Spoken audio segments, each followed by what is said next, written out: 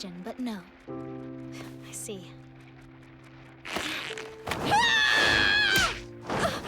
Can't blame you for trying, but we're done here. Well, you're done at least. I'm just getting to the good part. Though I am a bit disappointed you didn't break down into tears for me. Don't worry, I'll be quick. Why, you'll hardly feel a thing when I kill you. You have Lord Ainz to thank for such a generous mercy. But first...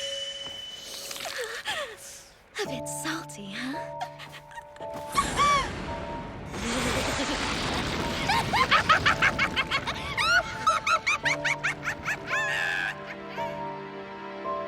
Impressive work. Not only did you subdue the intruders, you did so with precious little expenditure. I feel confident leaving you in charge of our defense. You're too kind, my lord. Excuse me, Lord Ainz. It is time for Lady Aura and Lord Mare to depart. Very well. I'll see them off. Surely you can't be happy to hear that thief's voice again. On the contrary, I'm quite pleased. I was the one who suggested she take the girl's voice in the first place. Which reminds me, Intoma. Lord? What did you do with the rest of her body parts? Did you ensure they were put to good use? To the best of my ability, Lord Ainz. To summarize, her head was given to one of the Silk Cat demons, and her arms were divided amongst the dead man's struggle. Lord Demiurge requested her skin, and the rest of her remains were fed to Grant's children. In the end, I believe every last piece of her was useful in some way. Good. I'm pleased to hear it. It is the responsibility of the hunter to use every part of its prey without waste. This is how we respect the dead. I miss our Shay. When was she coming home again, sis? Should be real soon. I can't wait! Me either! We're going to live somewhere new after she comes back, right? I hope so. It's so late.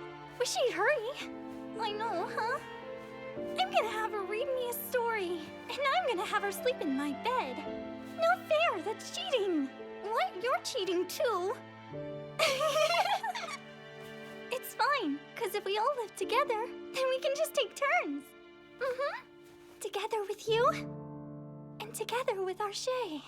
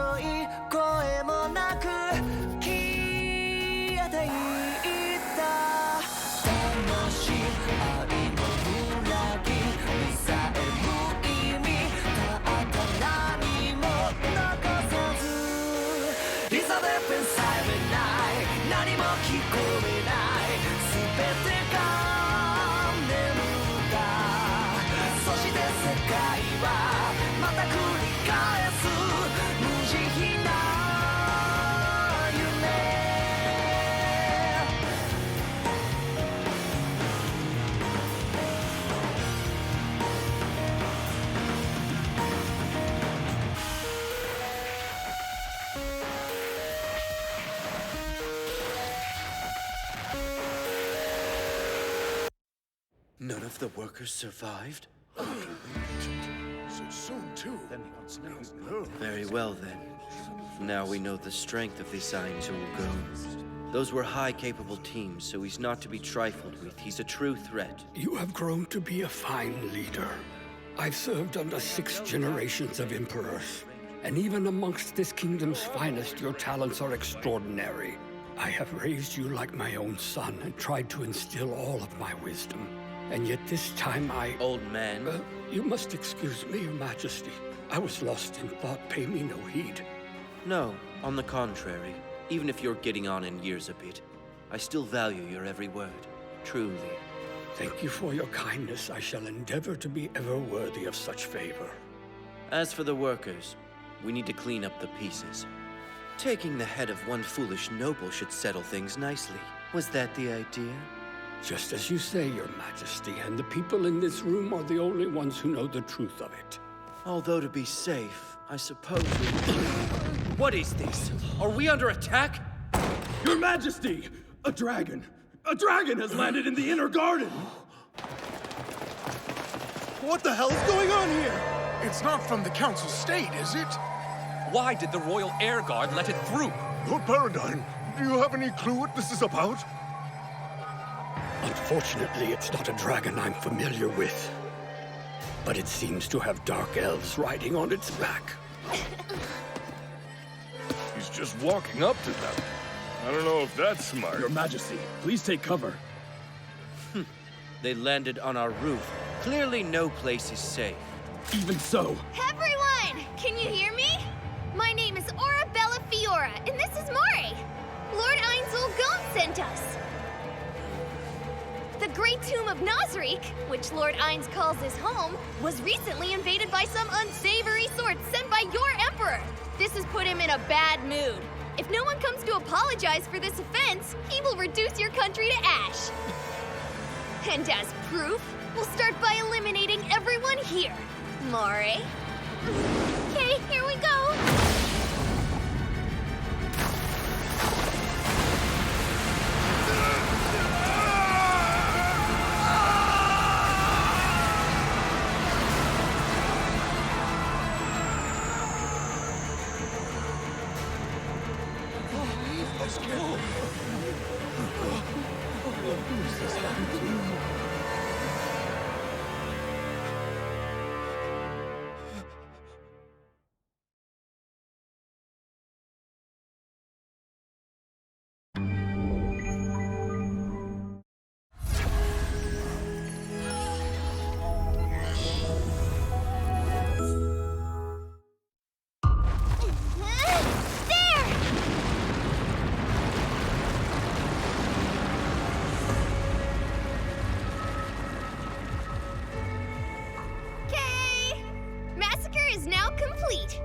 Normally we kill everyone in the castle, too.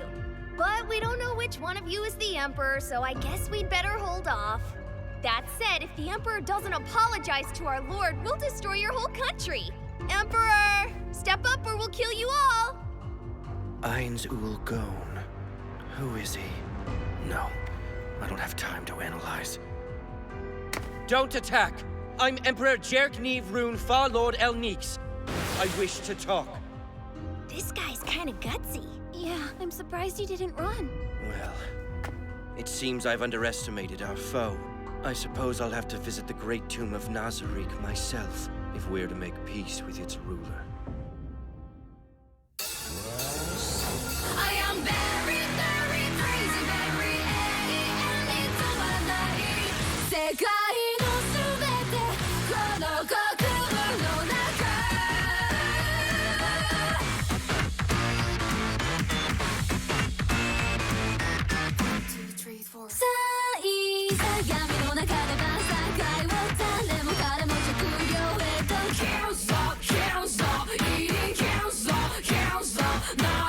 Anything can be eaten, even if you say no.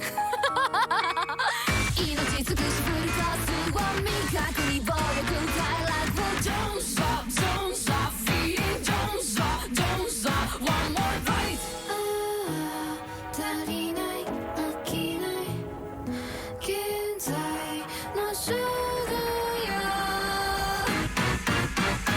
I am very, very crazy, very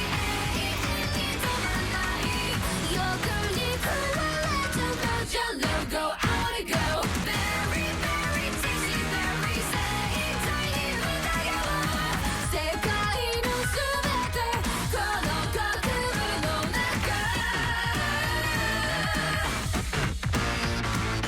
I just want to eat how tasty it is.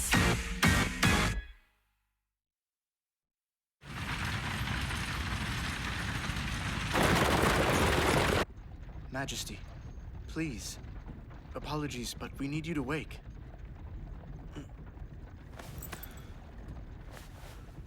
I've not taken an afternoon nap in years. Not since I was a child. Perhaps I owe Lord Gone my thanks. Yeah, you needed a break. You're always working on one thing or another. What's that about? Personally, I think that bloody Emperor's to blame. That's a shame. I thought you were close. He's fine, but he pushed through so many new reforms that now I can barely keep up with the man. Right, Vermilion? True. And with all the fat nobles we've purged from office, the bureaucracy's been stretched a bit thin. What a profoundly stupid man he is. However, if I continue to make laws at such a hectic pace, the next Emperor will surely despise me. What do you mean, next Emperor? Do you plan to take a lady of Baharuth as your Empress, or will you seek one from outside? I would prefer someone from another country. There's Princess Renaer. Your thoughts? Her actions have certainly been praiseworthy, but there's something off about her. I get the unpleasant feeling that she makes mistakes deliberately. Then have you considered the Queen of the Dragon Kingdom? She carries the blood of the Brightness Dragon Lord, and the Dragon Lords have access to wild magic. Imagine casting resurrection without the loss of life force. Give me a break, old man. She's a crone who hides her age with magic. Those two are both the type of women I despise the most. Your Majesty, it's Lanus. Door.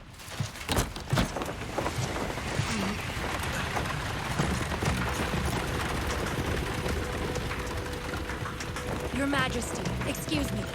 What is it? Come in. Right. We're close. Our scouts have already sighted the Great Tomb of Nazariq. Assuming that the report they gave me is accurate, maids are stationed outside, presumably to welcome us upon arrival. Really? Maids at a tomb? The place we're about to see is a world that is completely unknown to us. If the worst should happen, please come to my side immediately, Your Majesty. I see. If needed, we'll escape with your teleportation magic.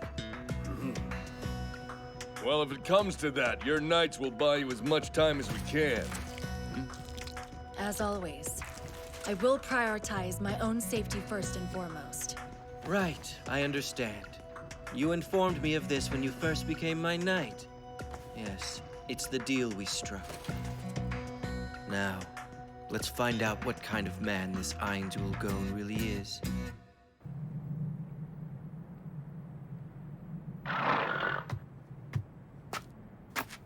Greetings, Emperor Jirknev Rune Farlord Elnix of Baharuth. We've been awaiting your arrival. We bid you and your retinue welcome on behalf of Lord Ainz. I am Yuri Alpha. And my name's Lupus Regina Beta. Lord Ainz has proved himself a gracious host already. By sending such beauties, you're a most welcome sight. Now then, first let us correct this unacceptable weather. What? It can't be!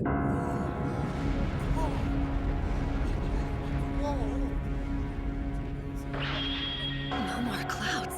It's already much warmer. Speak. What magic did they just use? The most basic control weather is a 6-tier spell. But I believe this magic to be of an even higher level. It's simply amazing!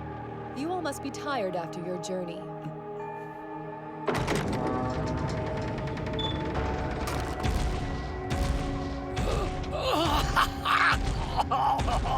No!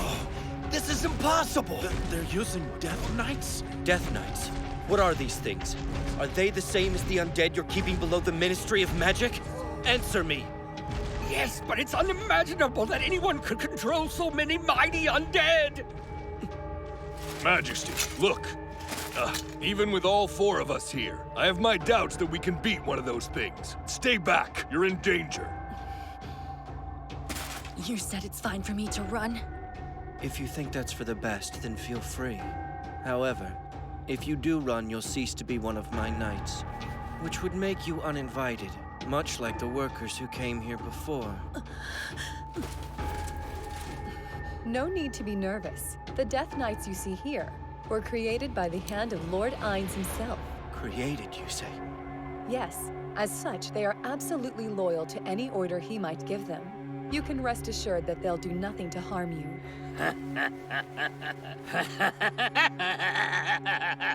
Such mastery! It's incredible! Master Paradine? What would you like to do, Your Majesty? Shall I teleport the both of us out of here? I believe it might be possible for us to escape in that manner. Of course, that's assuming the master of this place allows us to. That's an interesting expression, old man. Let me ask you something. Did you truly think I'd run? Of course not. I should know better. My Jirknev is much braver than that. We finished preparing your table. Please relax and enjoy yourselves. Would anyone care for some ice-cold refreshment? Yeah, tasty. I've never had anything like this. It strikes a perfect balance between sourness and sweetness. It's soothing to the heart. I'd say the journey was worth it just for this. We thank you for your patience. Lord Ainz has finished preparing and will see you now. If you'll please step this way.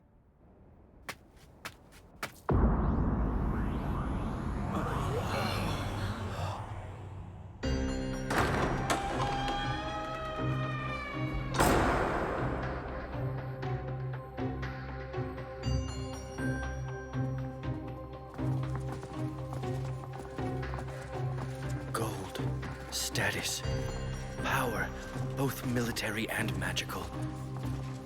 Beautiful women, too. There is absolutely nothing I could offer this Ainz Ul Gon that he doesn't already have. There are many who would equate him to a god. I'm amazed that no one's tried to run. A victory for us would be to make it home alive with the Empire intact.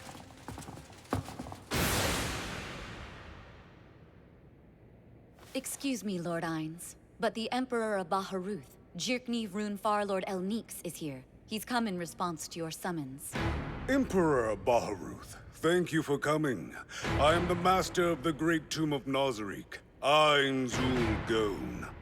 I'm pleased to meet you, Master Ainz. You've been a most generous host. Pardon, Lord. I cannot abide this blasphemy. These humans stand here as if they're your equals. I must correct this. Prostrate yourselves! Enough, Demiurge. You're free to stand. It was not my intention to insult you, but through my inability to control my subordinate, I've done just that. Please forgive me. I will bow my head if you wish. There is nothing to forgive. Worry not. This is a common occurrence. Sometimes our vassals misinterpret us. One of my subordinates has committed precisely this offense. I am most embarrassed. Allow me to present you with the head of the foolish noble who sent intruders to your home. Will you accept it?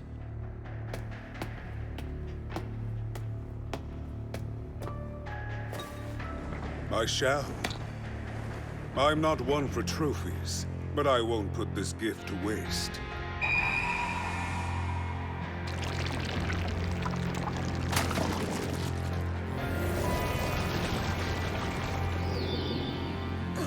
Amazing. Go. Join the line. Now, Emperor Jirknev Rune Farlord Elnix.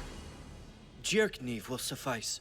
I see. Emperor Jirknev, then. Since my subordinate has acted so rudely towards you, I in turn will disregard the trouble your noble has caused to Nazarick. There is no longer a need for apology. You may go home in peace.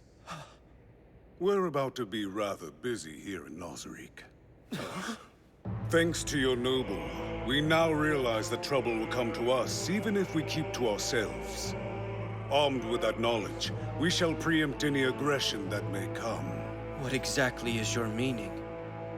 I will defeat any who would dare attempt to bring harm to the tomb of Nazarick. They'll be made to pay for their arrogance. This world shall feel my wrath until the quiet I love has returned. An admirable goal. Why don't we form an alliance? As if your pathetic country could ever be more. Watch your mouth. Cease this racket! I demand silence! Rise up, found a country, and rule it as a king. I can think of no title more worthy for the illustrious Ainz Ul Gown. My empire will do all in its power to assist you in this great endeavor. What merit do you see for yourself in this, Emperor Jerknev? I wish only to establish friendly ties with you, and the great country you will someday create. Let us prosper together. I see. Then I look forward to it. What is he thinking? He's at an overwhelming advantage. If he demanded my subservience, I'd have no choice but to accept. I see. This is wonderful. In that case, if there is anything we can provide you now, ask and it will be yours. Excellent. I cannot think of anything at present, though it would be convenient if I had a way to contact you quickly. My secretary can assist with that. Meet Lone Vermilion. And for my part, I'll send Demiurge to you.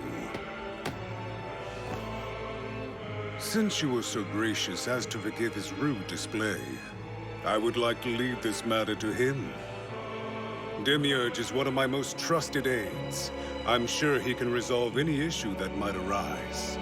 He's already moved against us, sending a demon that can control men with its voice. This is the birth date of a new alliance. Perhaps we'll make it a holiday.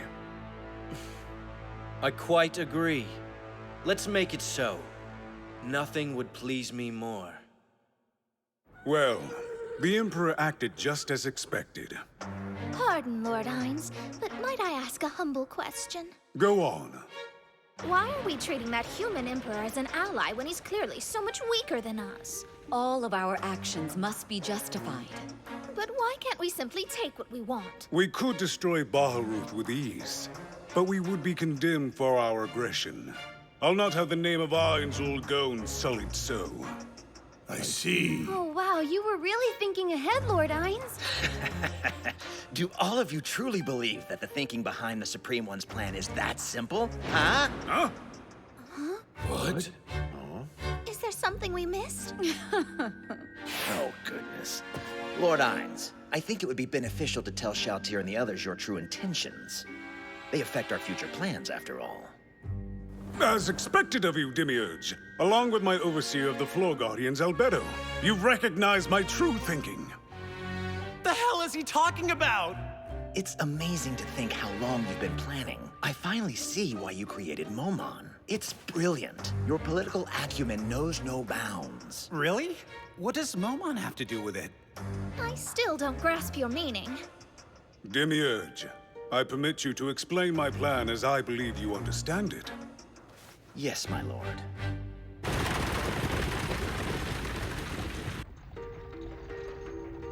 Damn. That was the castle of a demon king. Death was sitting on that throne. But no, I'm not done yet. We still have a chance of victory.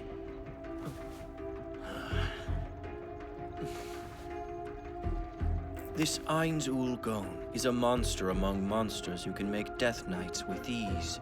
Should he become our enemy, Baharut will fall. Even if we seek to appease him, such a being might kill the living for amusement. He's undead, after all. We're agreed? Completely. The situation is just as you described. I feel the same. I've got my doubts that this is an enemy mankind can win against. From what I've seen, he rules as an absolute overlord. And disregarding his appearance, he has a king's charisma. And on top of that, this fiend is intelligent. I saw meaning behind every movement he chose to make. I've no idea where he obtained such knowledge, but he appeared to know a great deal about our empire. Ainz Ul Gown clearly surpasses the old man as a magic caster. Fluter's obsessed with magic, yet he left without protest. Normally, he would have begged to stay behind so he could glean new information, regardless of the risk. He barely seemed curious at all. He knew. Mom? He wasn't curious because he'd seen it before.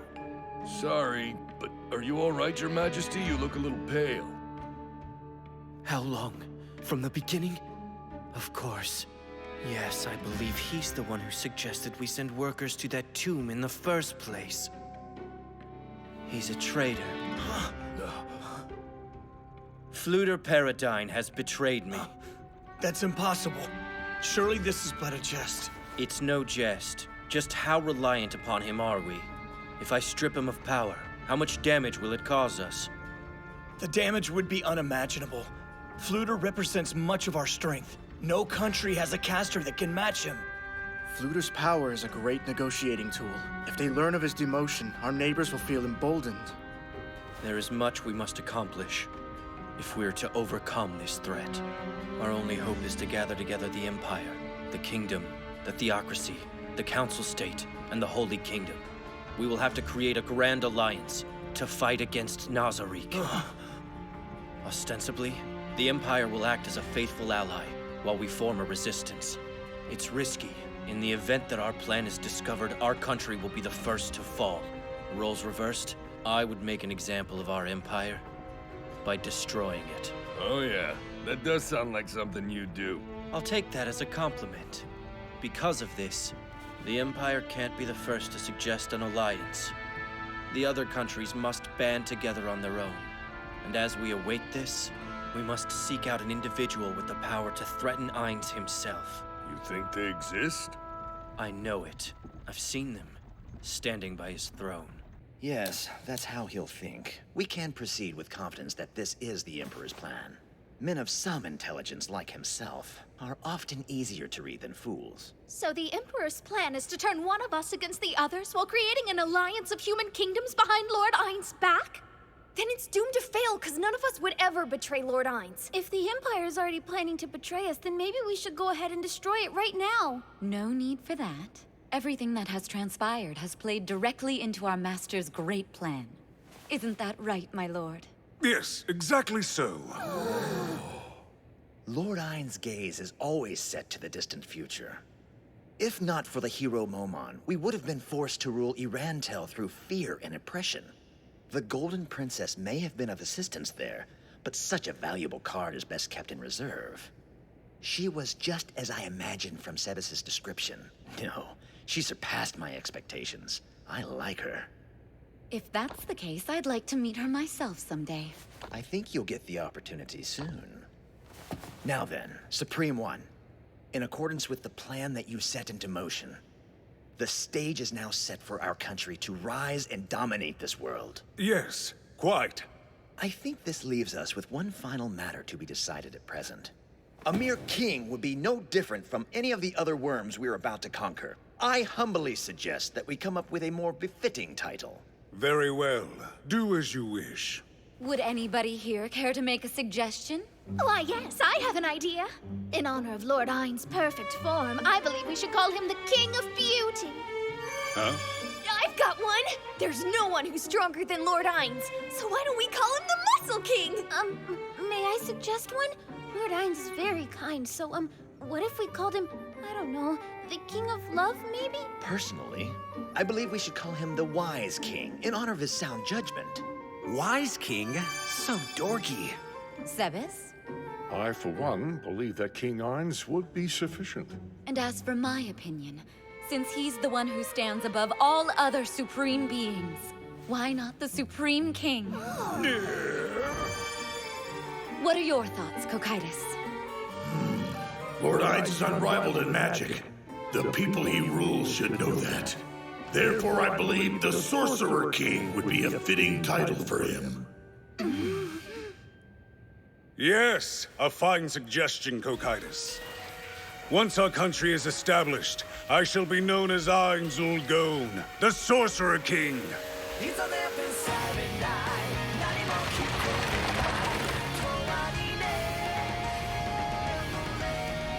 My Lord Fluter, I have news.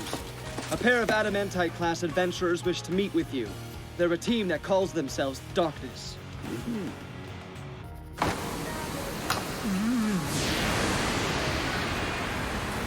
You're a god! You're truly an entity of the 10th tier! I am undeserving, I know this. But I beg of you, O Great One, make me your student! I want to see the chasm of magic, to tug upon the threads of creation! Show me, please! And in exchange, what will you give me? Everything! All that I have is at your disposal, my lord! I kneel before you, O Deep One, wise master of the chasm!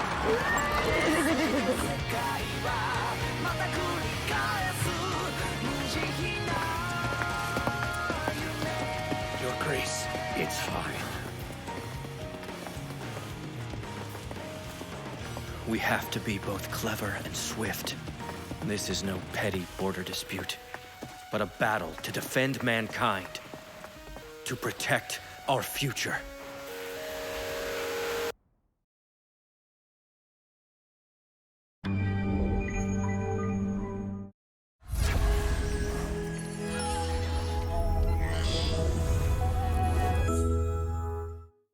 The region of Nazariq, under the Sorcerer King Ainz Ul Gon, is hereby recognized as a sovereign nation, as well as a friend and ally of the Empire.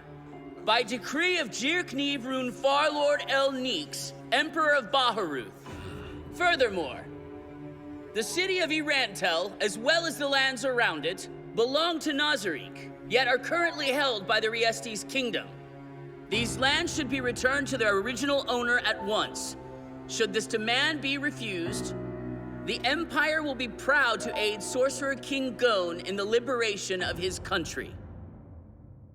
I am very, very crazy, very any and it's Sekai no subete, kono kokubu no naka.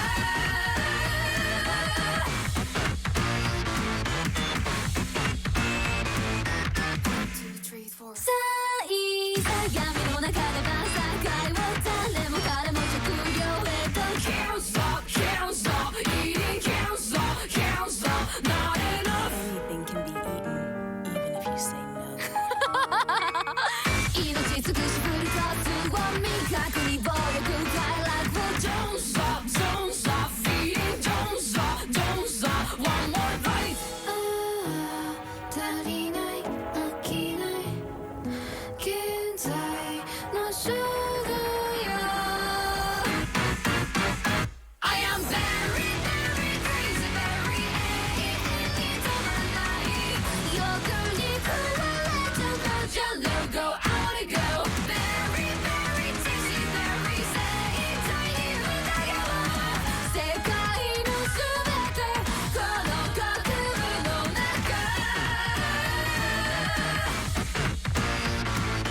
I just want to eat how tasty it is.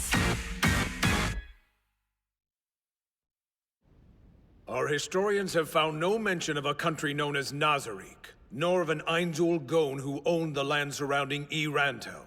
There's not a shred of legitimacy in this demand. Then it would seem these are the ravings of a lunatic. As often as they invade, it only makes sense that they would start running out of reasons. That could be the cause.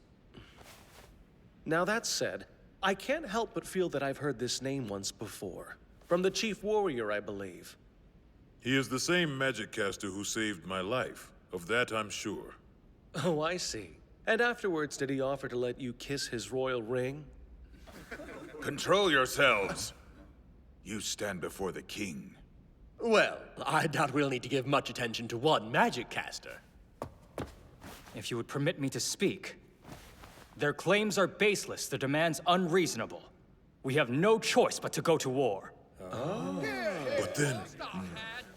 Chief Warrior Stronov, I would like for you to share your opinion on the matter. Your Grace.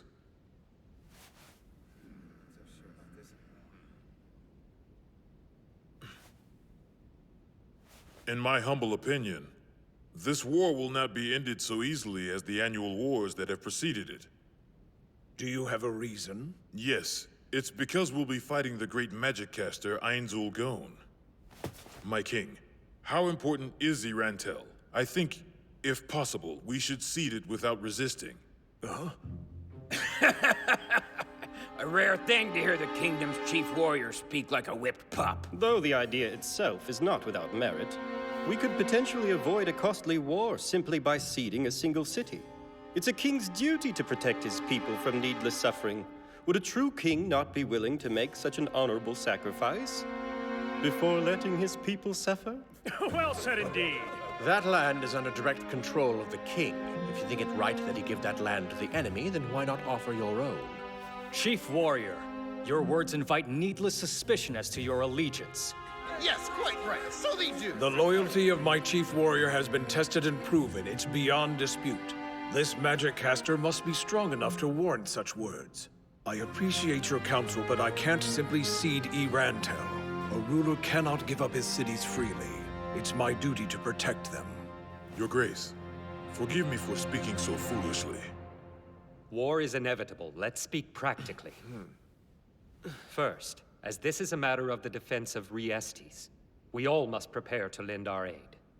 But Marquis Raven, only His Majesty... That's enough. Just think, if His Majesty's armies should fall, why would the Empire stop at taking Erantel? Assisting His Majesty in the defense of the kingdom is the logical choice. All of our lands are at stake here. Of course. You only think about your own gain. I say it is the duty of any noble to stand with His Majesty in battle. I concur. My blade is the king's, to use as he sees fit. Since His Majesty drove out Yaldabaoth, the royal faction has grown in strength considerably. That's why it's essential that he maintain his image as a strong king. But... Then it's agreed that we shall go to war. But we should delay our formal response for as long as we can. Yes, Your Grace. I believe we can delay the war for as long as 2 months. While the Empire awaits our declaration of war, we'll gather our troops in Erantel. I'll go as well, of course. And it would be my honor to accompany you, Father. That seems a bit reckless, brother. You're first in line to inherit the crown, remember? I should be the one who go... Prince Barbaro, you're a valuable heir to the throne, as well as the fiancé of my own dear daughter. Shall I cower here while my father fights? No, it's right for a man to prove himself in battle. I shall send my finest soldiers with you. I believe 4,000 will suffice. Truly? Is that acceptable, Your Grace? Yes, by all means. You have my thanks, Father. I'll cleave the head from El Nix's shoulders and bring it to you on a plate. How charming.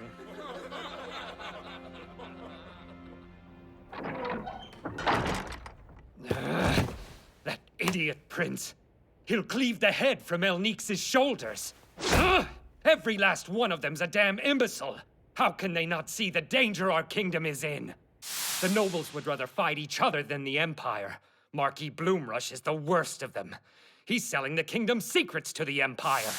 Even the king himself. At least he has compassion for his people, but he doesn't use his head at all. If Prince Zernik doesn't inherit the throne quickly, this squabbling will never end. The king knows that as well as I do, but he lacks the guts to disinherit Barbaro. Damn such a foolish parent. Oopsies. Do come in. Lee, my darling boy! What's this about, huh, Lee? Dear? Yes, what is it? It's detrimental to a child's development to speak to them in such a diminutive manner. Ha, rubbish. I say that's nothing but a baseless rumor. Right, little Lee. So tell me, what's going on? Right now? Well, we're about to have dinner. Oh, boy! It's one of your favorite foods, Papa. Wow, that makes me so happy. So what is for dinner? It's Gabora fish munier. I see. Little Lee, what's wrong? I wanted to be the one who told you. Oh, that's all Papa's fault. I'm sorry, little Lee. Why did you tell me? Sorry, little Wee. Papa's so silly, he already forgot. Will you tell me what we're eating? Come on, why won't you tell me? Papa's about to cry. No, don't cry. It's that fish you like, Papa. Oh, yeah? Wow, Papa's so happy. Papa loves you, and he wants to give his little Lee the very best in life. So he's gonna work as hard as he can.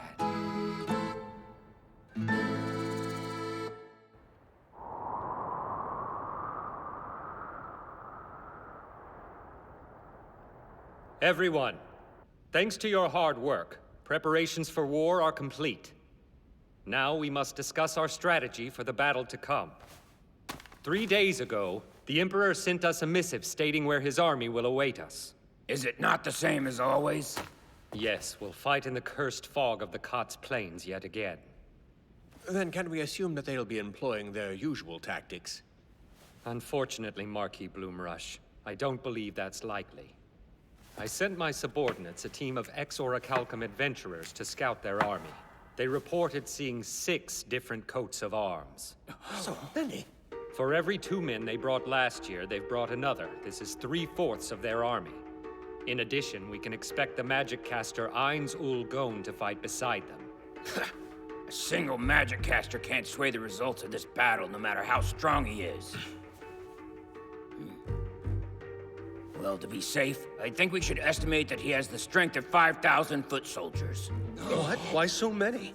I would equate the strength of Chief Warrior Stronov to that of 1,000 soldiers. If this caster has a warrior like him on guard, 5 times that number seems right. I trust the eyes of the Chief Warrior. I appreciate it. Your Grace, in regards to this so-called Sorcerer King Gon, it's said that he once saved Karn Village from a group of raiders. We should send some soldiers there to gather information from the villagers. I think we should give this responsibility to the Prince. Marquis? A fine idea, Marquis Bolo. But father... Go, my son. This is my command. You are to travel to Karn Village at once and question the people living there. If that is your order, then I must obey. I have one more question, Your Majesty. Have you decided who should lead our forces in the battle to come?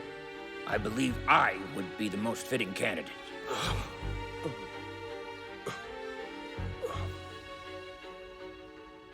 Marquis Raven. Yes. I shall leave it to you. Your Majesty. Marquis Raven, my troops will be in your care. Tell me if you need anything. You have my gratitude.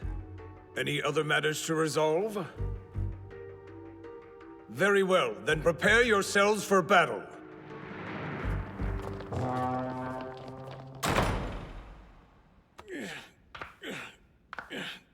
You handled that well, Your Grace. Good, because it took a lot out of me. My son is headstrong and foolish. He aches for battle, but I can't stand the thought of losing him. I believe that Marquis Bolo aims to protect him too. I believe this as well. He's loyal. There's no doubt in my mind he wishes for Barbaro to inherit the crown. I see. So then he came up with the mission. Because if the Prince fought in this battle, he'd have trouble protecting him. This battle could end us. I should have dealt with Baharuth long ago, before the nobles split into factions and started nipping at each other's throats. I wish only to leave a good and strong kingdom to the child who succeeds me. I wonder, is this not my best chance? My waning influence has resurged in the wake of Yaldabaoth. For the first time in decades, we're a kingdom united. Perhaps we'll win this battle and earn a few years of peace. Your Grace. Marquis Raven, I was hoping you'd return. I'm sorry for giving you this burden. Not at all. I'm honored to do it, Your Grace. And it would have been foolish to allow Marquis Bolo to lead our forces. The only commands that one knows are attack and retreat. Furthermore, if you'd said you would command the army yourself, the noble faction would resist. Many might have pulled out their soldiers. As such, I turned out to be the only viable candidate you had. Although I confess, this will be exhausting. I'd appreciate it if Your Grace would allow me to retire to my lands for a few months, once the war is finally over, that is. I should have asked you. Please, I owe you this much. There were plenty of times that I've acted without receiving your permission, and I feel that I could have taken measures to prevent this. No. Chief Warrior Stronov. Out of ignorance, I thought you were a dishonorable man. Now I understand your good intentions. You needn't apologize for such a thing, so raise your head, please. I must be made to atone for my foolishness, or this guilt will never cease. Well, if you insist, then atone by allowing me to henceforth call you Master Gazef instead of Chief Warrior. I never knew you well, but I've always had respect for you. You have my thanks. Now that we're all on good terms, I was hoping we might discuss the kingdom's future and how to win this war.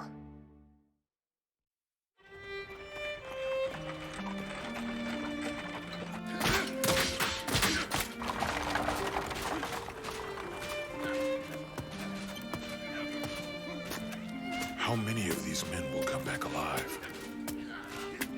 Is it not the duty of those who stand on top to protect the people? Heinz Ulgon. What could that man be thinking? All I know is that he is not a man I'd want to fight.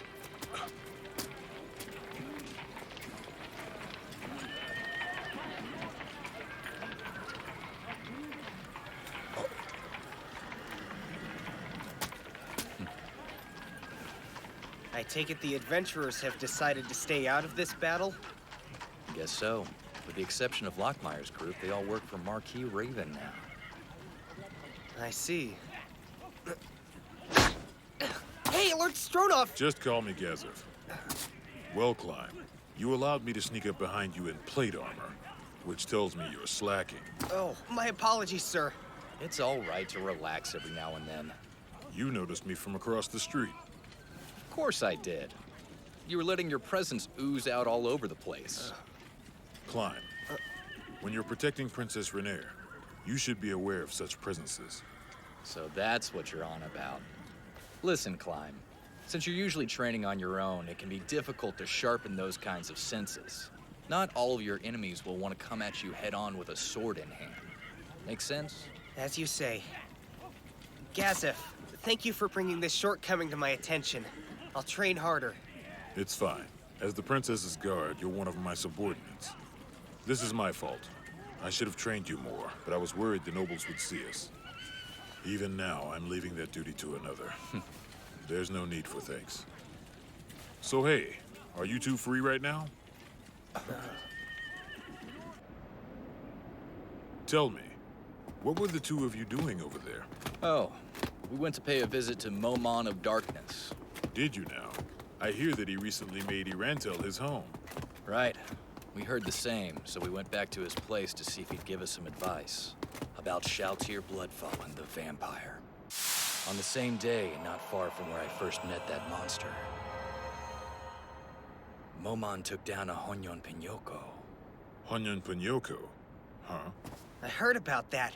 That thing sounded incredibly dangerous. I believe Momon defeated it with a legendary magic item.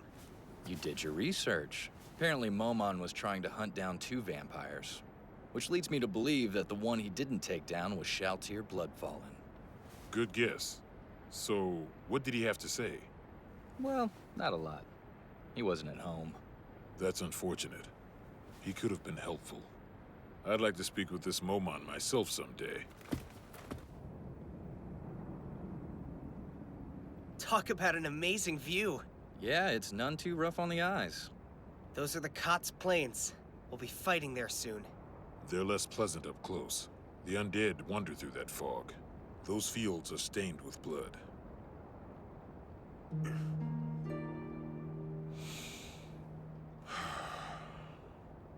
So, why'd you bring us to such an isolated spot? Is there a noble that you need us to do away with? Gazef, I owe you a lot. I would do dirty work for you in a heartbeat. Well, I appreciate that. But no, I didn't bring you here to ask for something. I just figured that before the battle, it'd be nice to talk alone. That's it? For an army big shot, you got a lot of free time. By the way, hey, Climb, I had a question for you. Sir? You're gonna stand out with that armor of yours. Have you considered changing the color before you head into battle? I truly appreciate your concern, but I can't do as you say. If I fight well in armor as conspicuous as this, then my deeds will be noted, and Princess Renaer's reputation will be improved. For a goal like that, I'm more than willing to risk my life. Also, Princess Renaer has requested that I go into battle without changing my armor. I see. Then do as you will. I know you like to worry, but don't. I'll be right beside Climb the whole battle. Whatever danger he leaps into, I'll pull him back out. The 4 Imperial Knights are strong. That said, you could best any of them. However, you should be wary. Because if you come before Ainz Ul Gone, he will surely be the end of you. I'll keep an eye out. He's really that powerful? Yes. Duly noted. I appreciate the heads up. There's a pub I like back at the capital. We can celebrate there, once this war is over. You mean once we've sent those Imperials running for the hills, right? Oh, did you mean me as well? It'll be my treat. Say, Climb, are you a drinker? Frankly, I've never actually had a drink. That's so. Well, then this will be part of your training. There'll be times when you're socially obliged to drink. I'd say you should get drunk at least once so you know how it feels. That makes sense. Then I'll accompany you both. Well, after the fight, the 3 of us should meet here again.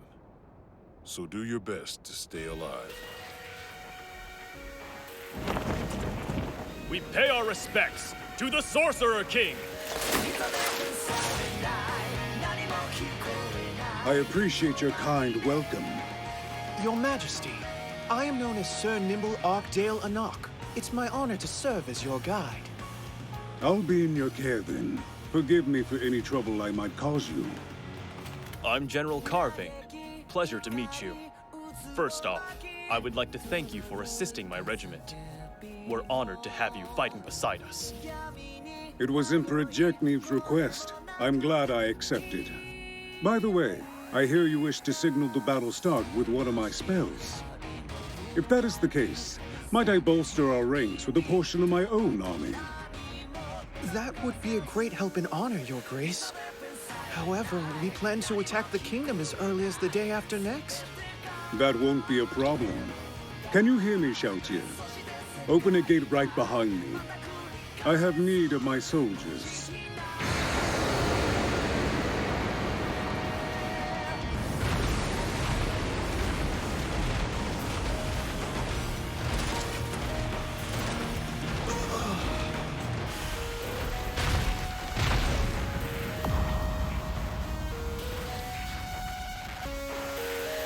This is my army.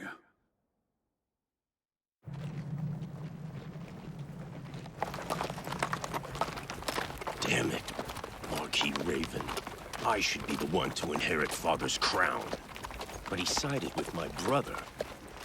I should be distinguishing myself in battle, but instead I've been sent on a child's errand.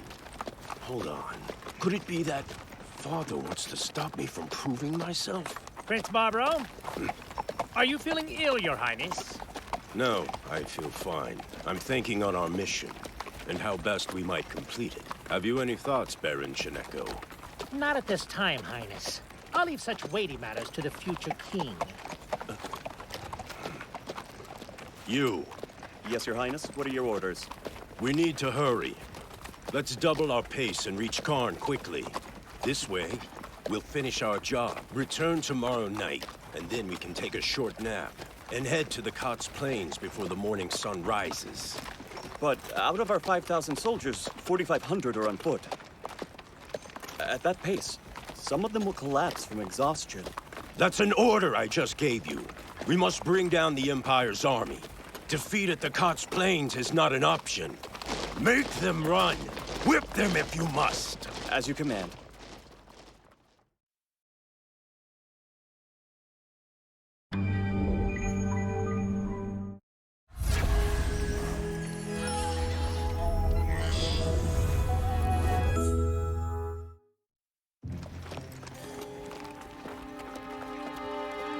How dare they march me out to the middle of nowhere like this? Karn Village is scarcely worthy of my attention. But I won't let them rob me of my glory. I'll wrap things up in short order, then march straight to the Kotz Plains for battle. Wait. Maybe this place isn't useless. I might be able to use the villagers to negotiate with Gon. If he backs out of the war, the Empire will retreat without so much as a skirmish. This is my chance to prove that I'm worthy of the throne, that I'm the only choice. No, even better. I'll draft the villagers as soldiers and march them before Gon himself. If he ends up killing them, he'll show what kind of man he is. All his support will be lost. A splendid plan. Just perfect. I am very, very crazy, very alien to my life. 世界のすべてこの国分の中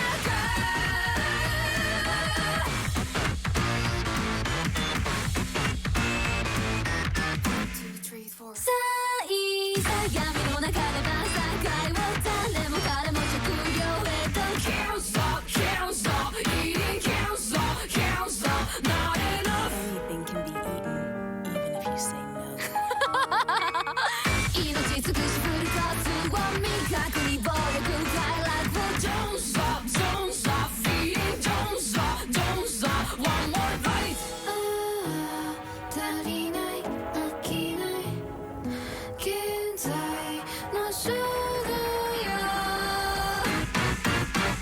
I am very, very crazy, very alien to my life 欲に食われちゃうじゃ logo out and go Very, very tasty, very 生体に疑う世界のすべてこの国分の中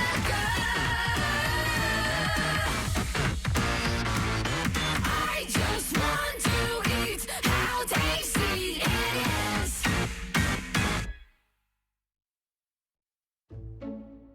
Hello, Chief. We've returned. Greetings, Chief. Greetings. Yeah, greetings to you too. Nice work. So what are you up to right now, Chief? I'm preparing for winter, making sure we have enough supplies for everyone. You have the firewood under control. Tell us if you need anything else, okay, Chief? Oh, hello, Chief. Keep up the good work, Chief. Well, if it isn't the chief, have you spoken to the new villagers joining us? If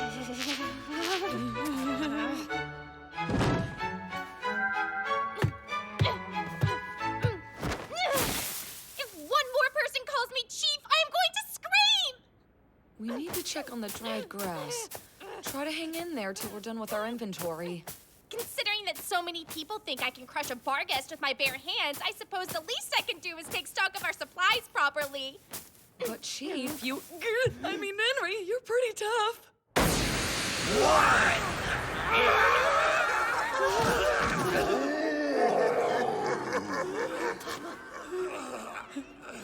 Wow, so it is true. You are strong enough to crush a Bargus, just like everyone says.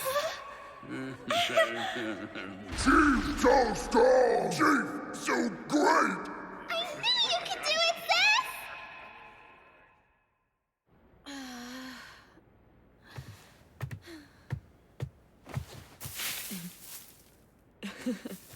After that, the ogres all wanted to arm wrestle you too. Okay, enough. I'm sorry. You smell really nice. What is that? Just something I cooked up. I'm glad you like it, though. I haven't made much cologne before. Wow! It'll sell for a fortune in the city. I mean, maybe. But that's not really why I... What's this pose? You want to wrestle? Here we go!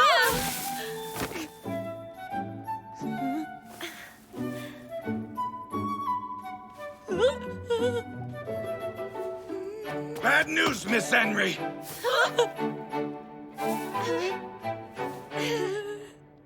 Oh, sorry for the interruption. It's an emergency.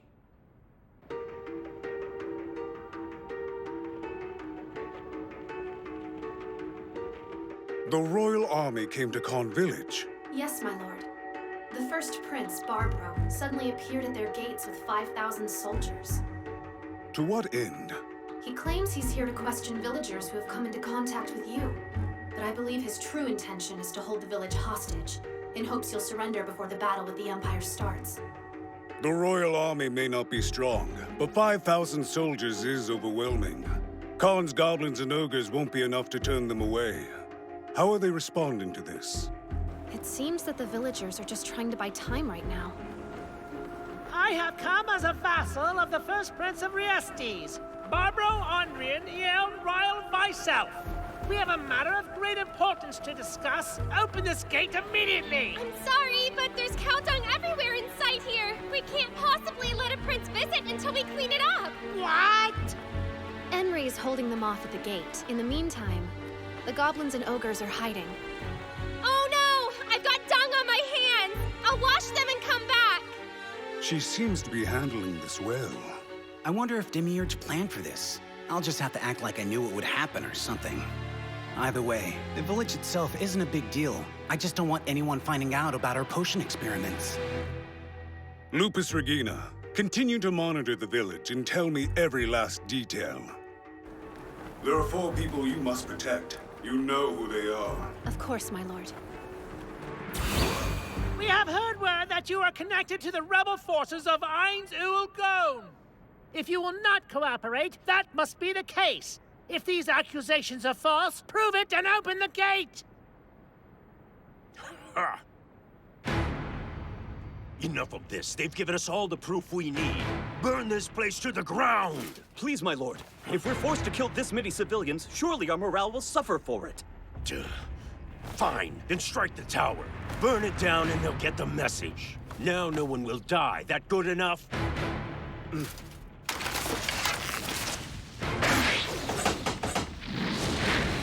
Oh no! Why? Are they going to kill us? This village wouldn't have survived if it wasn't for Lord Gone's help. I'm not going to betray him, no matter the cost. This prince is our enemy. I'll fight him if I have to. Count me in. If they want to start something with us, we'll hit them right back. Nemu. Miss Henry, gotta make a call on this.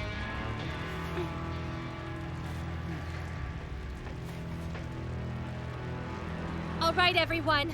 We have enough villagers gathered here. Let's take a vote while we still can. Who thinks we should meet the prince's demands? In that case, even though it may cost us our lives, who thinks we should resist the kingdom's forces? Seems you all agree. We will prepare for battle. Let us pay back our debt to Lord Ainz Ul Gone. All right, we need a plan quick.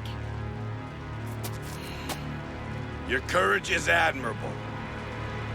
But let's be frank, us old men are the only ones who should be risking their lives. We'd like to have the women and children evacuate, but it's too late for that. The prince's forces have already gathered at the back gate. We'll make it work. Just open up the front gate and launch a quick, concentrated attack. They might see through that plan, but as long as our strike is strong enough, they'll have no choice but to gather their forces. If you have any objections, make them quick. I think it's settled then. One question, where will they go? Into the great forest of Tobe. Ago and Miss Britta know the area, so they could lead everyone to safety. They'll be able to survive for some time, at least till the soldiers leave. I accept. Be quick, but be careful too. And listen up. Inferia and Miss Henry are going with you. No, I have to stay in! You'll be safe. We still need you. We'll be all right. Come back soon. Watch over those kids for us. You got this, Chief. Don't worry. It's not over. Stay strong. Henry, listen. This isn't our battle to fight. Our job will be to rebuild. It's not right. And remember, we still have one last hope. We've stayed loyal to Lord Gone. He may save us in time. He has already. You still have that summoning horn he gave you a while back? That summons goblins? Yeah, right here. It may be tempting, but don't use it now. You'll just lead them to slaughter. Don't worry. If we die here, Take that horn and summon new goblins to help rebuild the village. Will they be okay? I understand.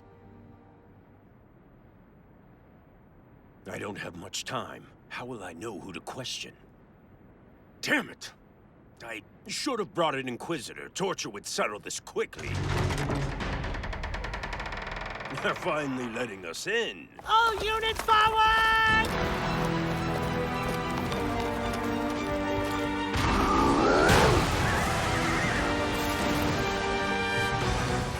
What?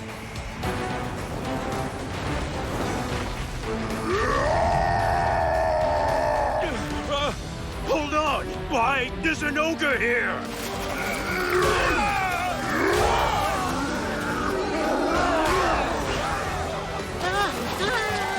Draw swords!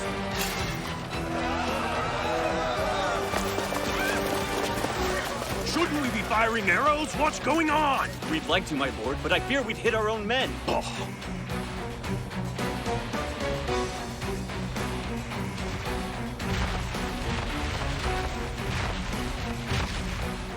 What's this? That was a surprise, but no need to worry. That's likely all they've got. Surely Marquis Bolob's elite soldiers can handle 5 ogres. That we can, my lord. One thing troubles me. Ogres are monsters, they lack intelligence. But this is clearly a tactic on someone's part. They may have a cunning leader in there. Agreed. Better to proceed with caution until we find out more. What?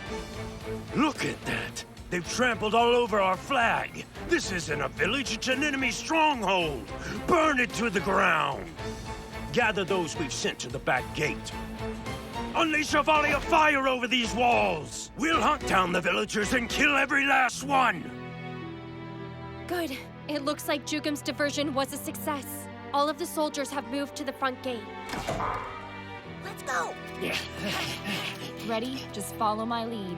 Right. Hey guys, it's time to go.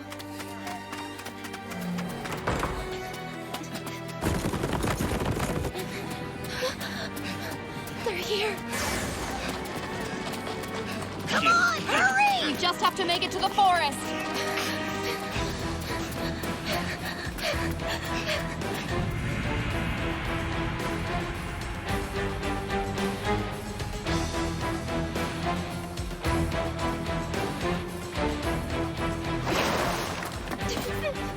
I'll try to buy you some time. You'll be killed! Just trust me! I can't let this happen. Goblins, please help us.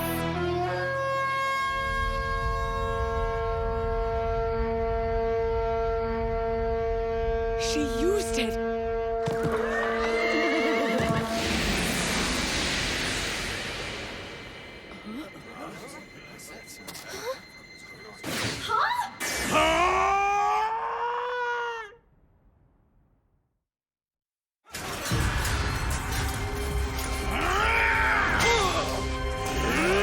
Goblins, single blow!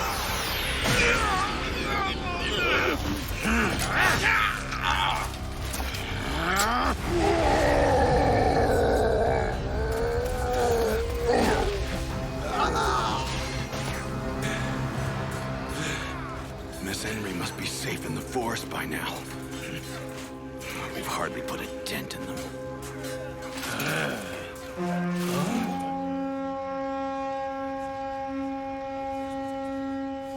They sent for help? But what army would aid them?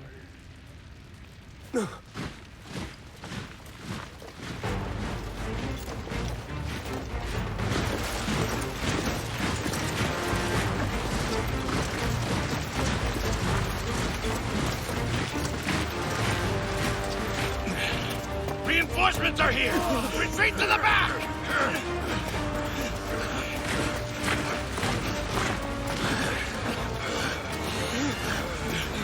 Well, hello, gentlemen. You have done well to protect General Henry thus far. But henceforth, you may entrust this little operation to me, the great goblin strategist. I vow to you not a single life will be lost on my watch. Anything less would be an embarrassment. Complete victory shall be mine!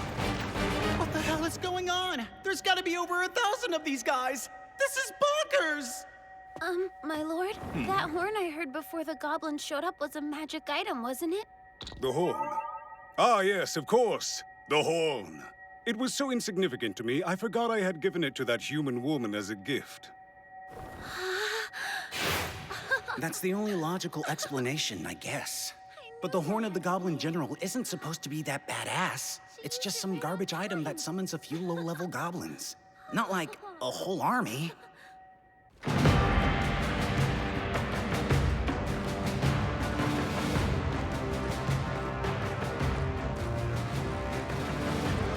What the hell is happening?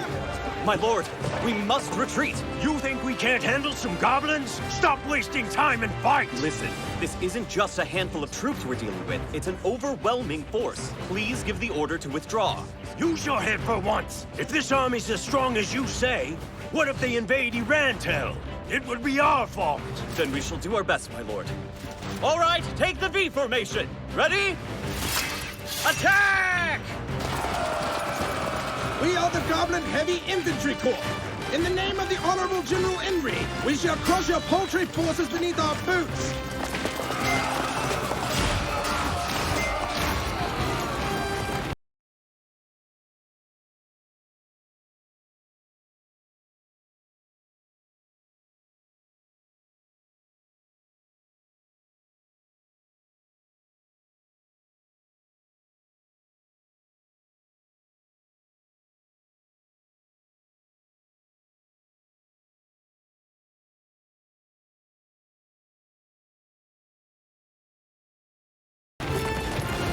We are the Goblin Paladin Knight Squad! In the name of the Honorable General Henry, we shall fail the wicked and prove our valor! We are the Goblin Beast Rider Corps! In the name of the Honorable General Henry, we raise forth! We are the Goblin Longbowman Corps! In the name of the Honorable General Henry, we shall rain vengeance from the skies above! We are the Goblin Magic Support Corps! In the name of the Honorable General Henry, we shall strengthen our allies, weaken our foes, and sow destruction with every measure of our guile! We are the Goblin Magic Bombardment Squad! In the name of the Honorable General Henry, we shall wield the flames of chaos and prove our worth as the strongest force in the Goblin Army!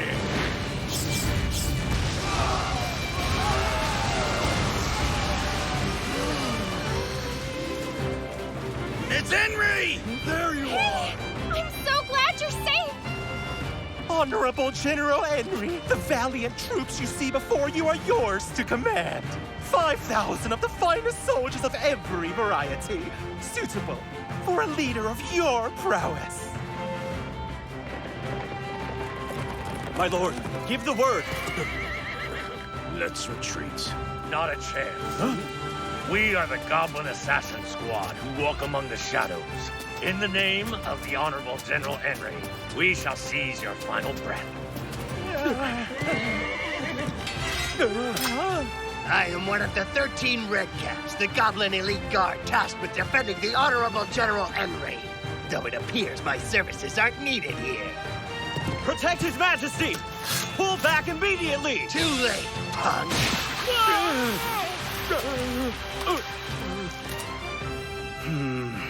The first horn summoned goblins just like it did in Yggdrasil. So I don't see why changing worlds would make this horn act differently. Everything else has been the same. Maybe the item always had a hidden effect and I just didn't know about it? It's called the Horn of the Goblin General. That could be a clue. Like, it normally summons weak goblins, but if you meet certain conditions, it summons a whole army? Might have to do with the skills of the summoner. Lord Ainz? Did you give her that magic horn because you knew this would happen? And you knew the villagers would be loyal to you even then? Oh, yeah. I'm sorry. I'm no good at putting it into words. But you really are amazing, Lord Ainz. Well, of course. Why did we let him escape? It was an order from the Goblin strategist. He said that General Henry won't have any room for negotiation if we take the prince's head in our first battle. Fair enough, I guess.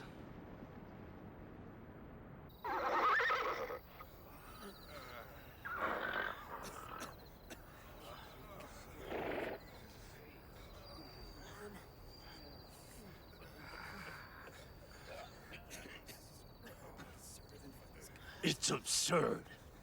How could we lose to goblins? Damn it, damn it, damn it! Hey there, buddy. You're looking glum. You want to play with me? Who goes there? You sure are testy. I'm Lupus Regina, one of the maids that serves Lord Ainz. What did you say? That was pretty rough, huh? Summoning those goblins out of the blue like that is practically cheating. I gotta admit, even I let out a little yelp when I saw that go down. Who knew Annie had it in her, huh? All right, that's enough. What do you want from me? Come on, Mr. Grumpy. I think you know the answer to that one without asking. Huh? I came here to murder you, of course. Yeah, right. And how do you intend to do that? Do you realize who you're dealing with? I'm Prince Barbaro Andrian Ryle Weissel. Yeah, I wouldn't be here if you were some guy. But even a prince is still just a human. Hold on. I'm afraid Lord Ainz Ulgon doesn't have a place for you in his plans. And since you're less than garbage to him, that means you're better off dead. You get it? You mean it? You're planning to kill me. Ooh, I like that face. This might not be so boring after all. Maybe I was a little harsh before. I've changed my opinion of you. Oh, yeah? So I was thinking, if you're gonna fight to the death, then I gotta pick out the right enemies for the job, you know? Are you ready? Ta-da! You probably hate goblins right now, so I had Lord Ainz summon some choice ones for you.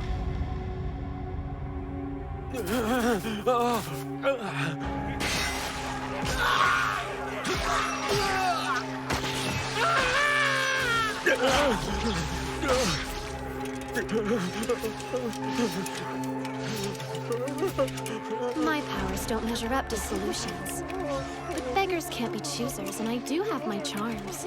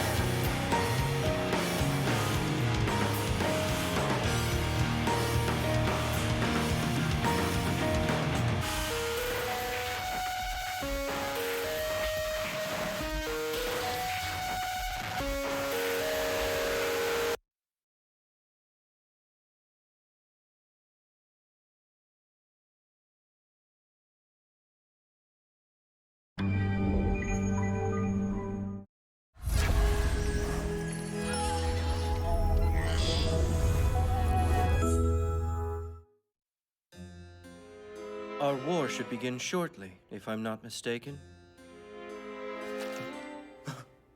Hey, kid. His Majesty was asking you a question. You still with us? Oh, please excuse me, Lord. Yes, I believe our last advisory warning was sent to Riestes just recently. I was wondering. Majesty, why did you ask for help from that creepy undead guy? The Riestes forces are of no real threat to us. And you told him to use his most powerful magic right off the bat. Kinda overkill. You just want him to put on a show, is that it? Eventually, we'll need to form an alliance against Ainz Ooal Gown. But no one will bite until they understand how dangerous he is. Think. Even that dark elf girl can wipe out over 100 Imperial Knights in the blink of an eye. From what I've seen of her master, that's just the start. Frankly, if that man killed 3,000 soldiers with one spell, it wouldn't surprise me. 3,000? I can't imagine. That's horrifying. The demon gods, or even the 13 heroes couldn't do something like that. True enough, but I think we should assume the worst in this situation. It does present us with a unique opportunity, though. We'll get to see a demonstration of his power firsthand. Then we'll have more of an idea of how we might defeat him. If we can't best him with strength, we shall do so with ingenuity.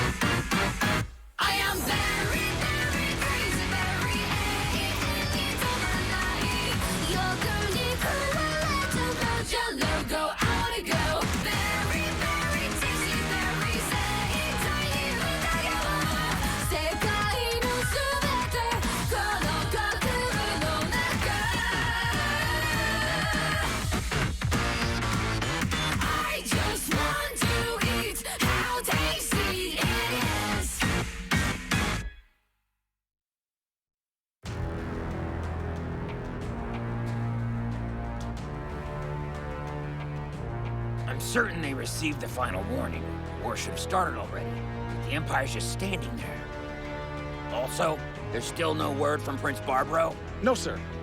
He should have arrived at Karn Village yesterday. I have no idea what could have happened. No matter. We'll make do. We 70,000 soldiers of the Royal Army shall change formation and march. Let us be the front line and first to deal a blow against the dogs of the Empire. The Empire only has 60,000 troops, Your Highness. I think with our 240,000, we'll wrap this up and have them begging for quarters soon. Perhaps we should take this opportunity to invade their territory. Well, I have duties to fulfill back with my unit. I'll leave the details of this slaughter to you fine gentlemen. I'm not certain I share your confidence exactly, but it is reassuring. Still not moving, huh? In previous years, they would mount their attack when the final warning had been issued. They're waiting for something, but I don't know what. Whatever they're planning, I hope we can settle this matter quickly. I noticed you're wielding the legendary Razor Edge, whose enchanted blade can cut through armor like butter, they say. Ah, and I see the intent. By donning the 4 treasures of Riestes, you have become a symbol of the kingdom itself, a living treasure. I'm not worthy of such praise. I owe everything to our king, who bestowed such an honor on a mere commoner like me. That's true, but His Majesty trusts you completely. The course of action that he took with Prince Barbro is evidence of that. In other words, His Majesty believes that this Ainz Ooal Gown you're so wary of must be every bit as deadly as you say. Perhaps His Majesty was selfish in sending his child away from this battle. In the past, I certainly would have resented him for such a decision. But I was foolish enough to aim for the throne then. I know better now. Because I understand how His Majesty feels. And frankly, if it were my son, I wouldn't want him fighting in a war either. Indeed, no surprise. I hear that you're quite the doting father. Like any other. A father busy with work, but always promising his son he'll spend more time playing with him. Maybe after this little war is over. Though I fear that Prince Barbaro will fail to appreciate his father's thoughts. Feels a bit tragic, doesn't it? Look there. Seems they're moving at long last.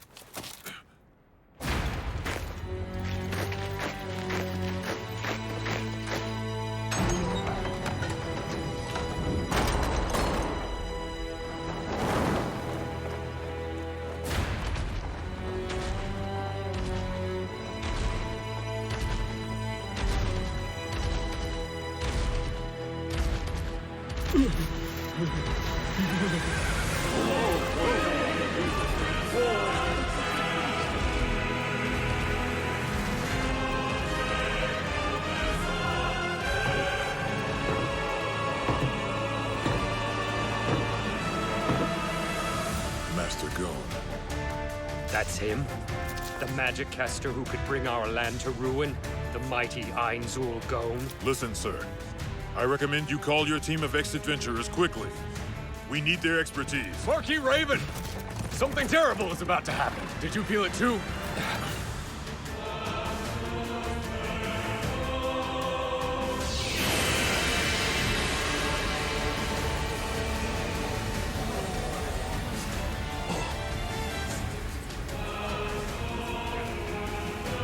What now?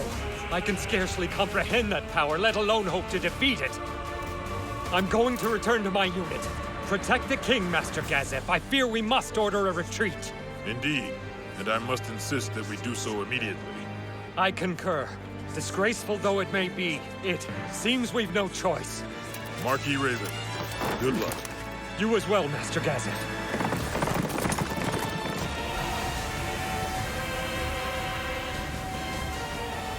No response. In Yggdrasil, players casting super-tier magic are the first ones targeted. But no one is stopping me. They're all just staring dumbfounded. I guess that means there are no players in the Kingdom's army. In that case, acting as a decoy is pointless. Yes. Now the Festival of Destruction can begin. A lot of people are about to die by my hand, but I feel nothing. All I want is to see what this magic can do, and to make Nazarick even stronger.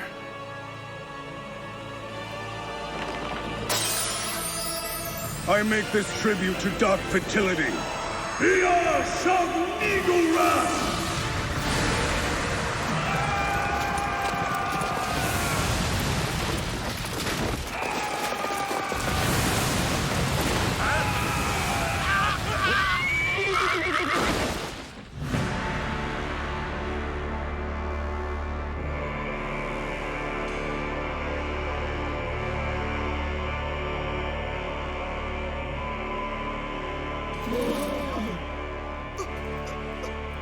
Is something the matter, Master Nimble? I was merely stunned by the power of your spell just now. It was terrifyingly effective. To think that's 70,000 people. Did I say something wrong? I'm not offended if that's your concern, but you praised the effectiveness of my spell. I find that amusing. Why is that? Because the magic I cast was only a means to an end. A prelude to the carnage you are about to behold. After a tribute is offered to the goddess of dark fertility, she responds by sending some of her 1,000 young. They're rather adorable kids, as you'll see.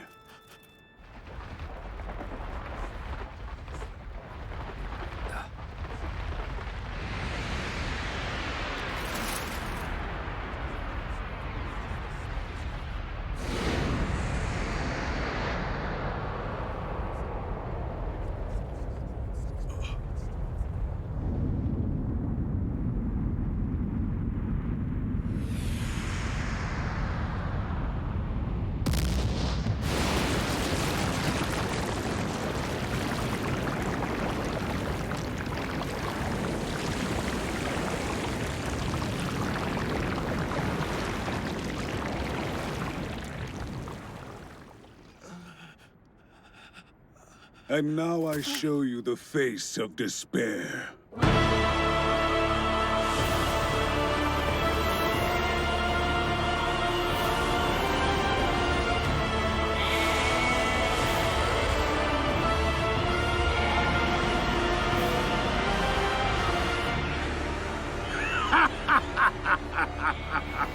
Splendid! Looks like a new record. I believe I may be the first to summon 5 of them at once.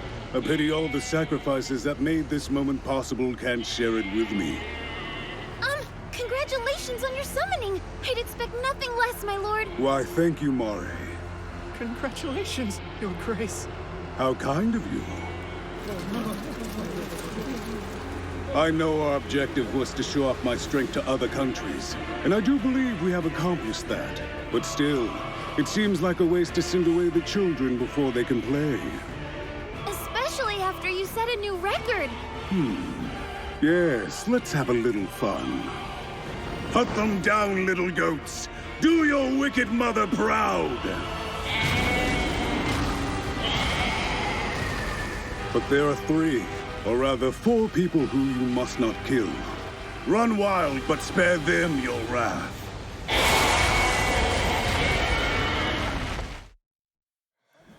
There's no way. This can't be real. Huh? Come on, it's a trick. It has to be!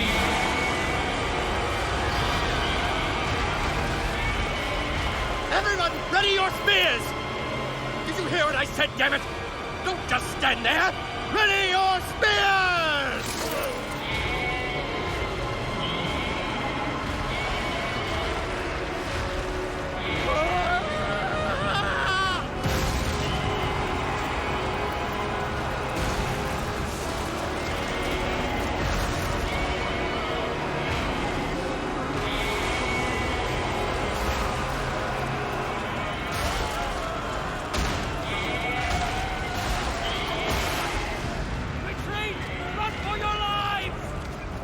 Raven, you need to get out of here too.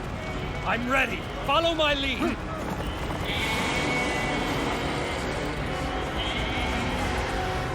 I knew he was dangerous, but this is insane. Never mind us. Someone this powerful could tear the whole world apart. No, I can't think like that. We'll come up with something. We have to protect our future from this monster.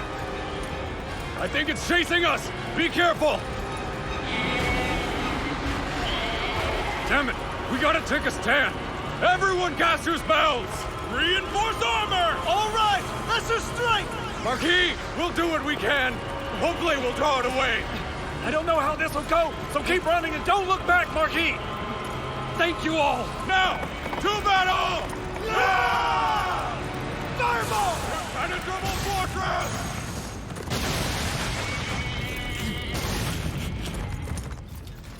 This is nothing but a slaughter. Let's end this farce.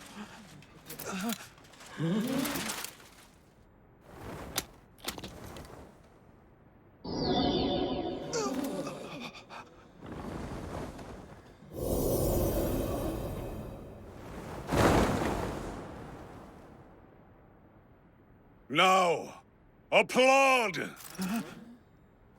My power is sublime. Should it not be celebrated?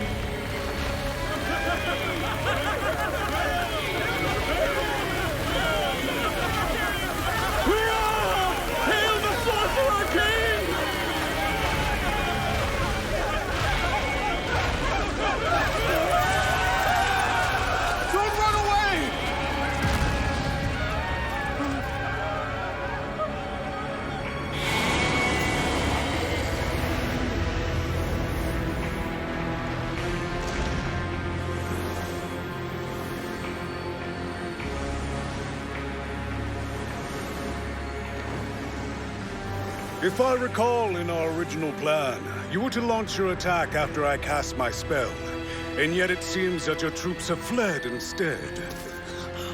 Don't worry, I'm not blaming you. After all, I would feel bad for the Emperor if his men leapt into the fray and got trampled to death by the creatures I summoned. So this time, I'll be happy to do your part as well. Moray, please guard the camp in my absence. Yes, of course, Lord Ainz. Leave everything to me. Hey, haven't you killed enough people today? Are you a man or a demon? Make no mistake, I am undead. That is all.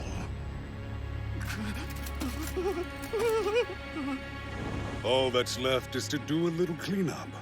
Fortunately, it seems I found my target. Your Majesty, we have to get out of here. I will stay. You may retreat without me. But Your Majesty, why? My lord! So few guards. Where did they all go? Probably ran away in terror with everyone else. There is nothing you can do here, Your Majesty. Let's return to Irantal. Today's a lost cause. Plan for next time. Let the Chief Warrior hold them at bay. If there's truly nothing I'm able to accomplish here, then I'll go. What's the next step?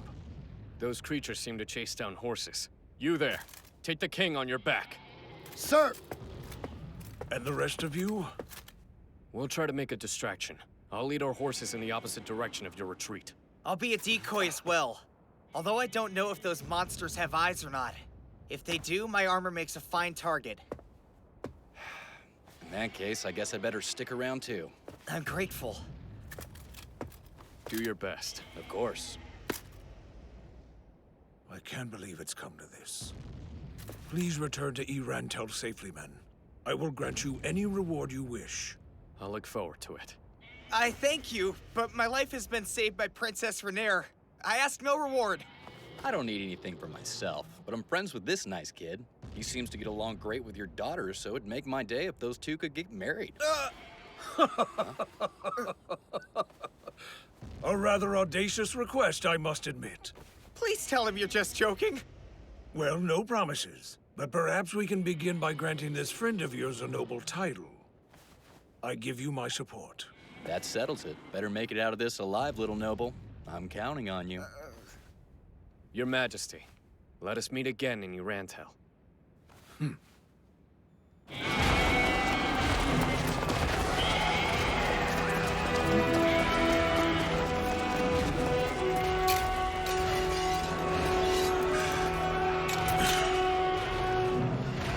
Beyond this point lies His Majesty's camp.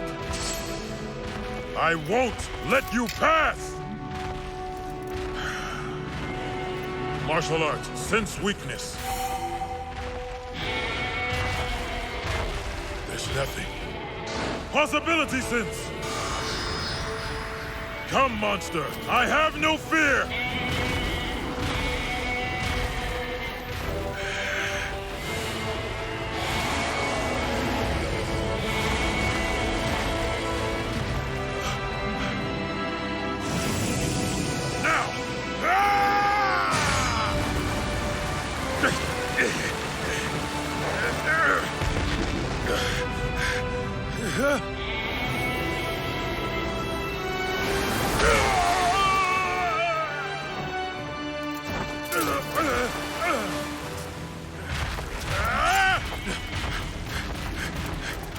The beast doesn't find me worthy of its attention.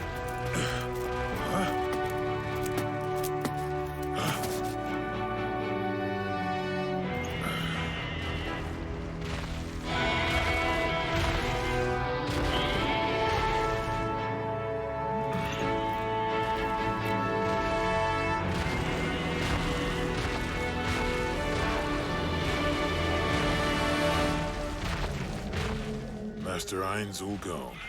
Huh. So that's it. Seems you're not human.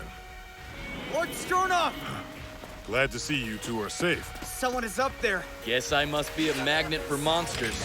This will be the third impossibly powerful being I've met. No matter the enemy, I will not run away.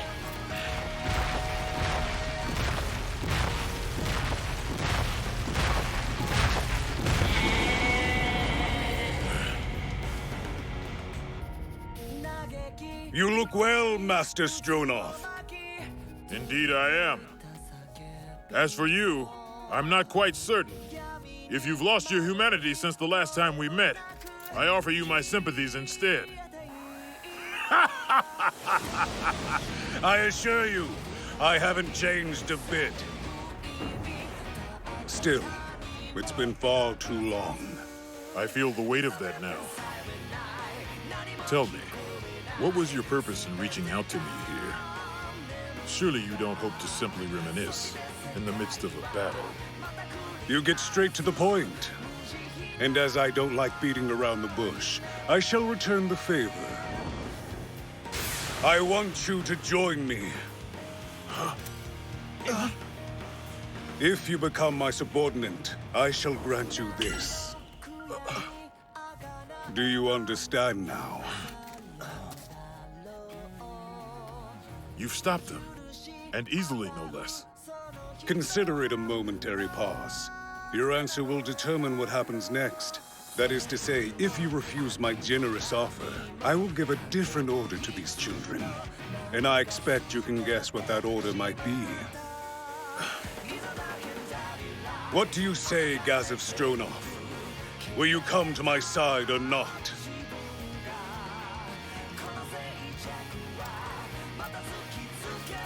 I refuse. I am the sword of the king. I owe His Majesty too much.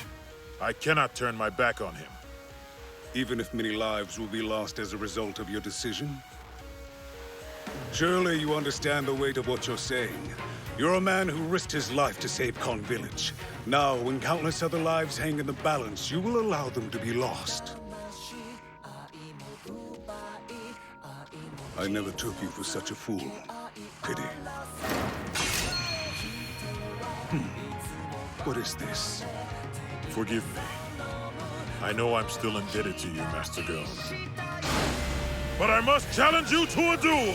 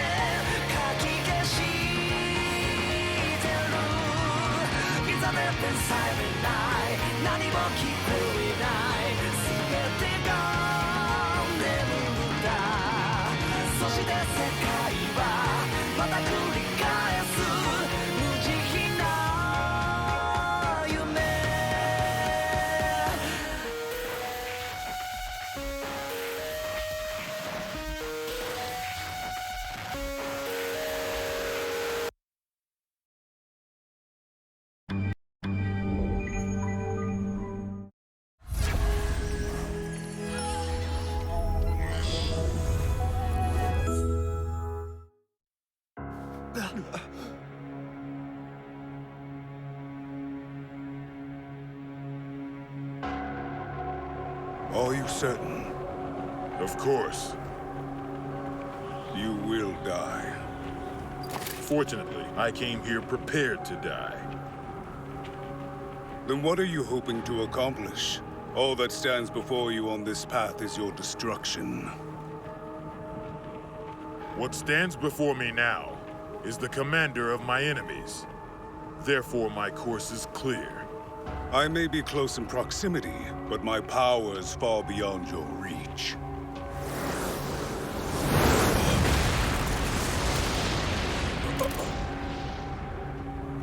You can't even react in time to dodge. That is but a fraction of what I'm capable of. Knowing that, do you really think you have any hope of winning? It's possible, Master Go. Do you think yourself invincible because I have no desire to kill you? I assure you the thought never crossed my mind. I merely wish to fulfill my duty as chief warrior of the kingdom. Surely that's not a surprise. If you face me, know that I will strike you down without hesitation. And I assure you, your demise will be absolute. I expect so. A shame. I'm something of a collector. So it pains me to kill someone so rare and valuable. In the name of my kingdom, as chief warrior, I challenge the Sorcerer King Ainz Ulgon to a duel. I harbor no regrets! Come, let us end this!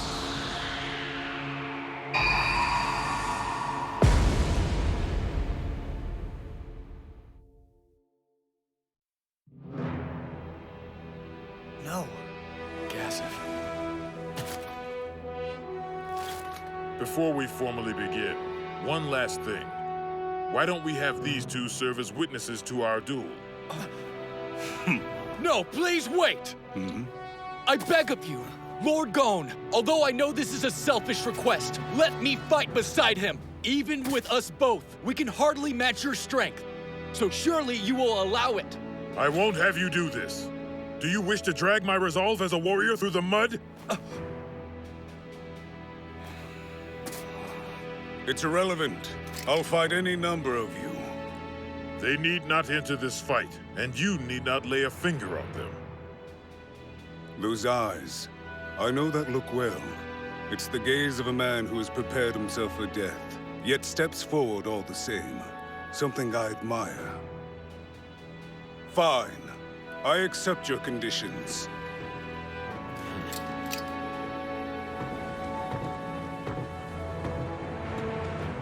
Do you know what I call this, Master Stronov? PvP!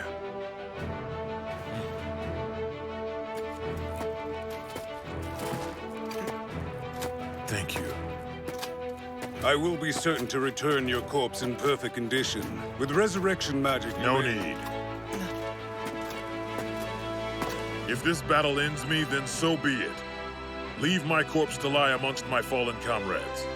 Lord Stronov, why? Let's begin, shall we? My friends, this will be my final battle. Watch closely. Brain, you'll do that for me, won't you? This is his dying wish, Brain.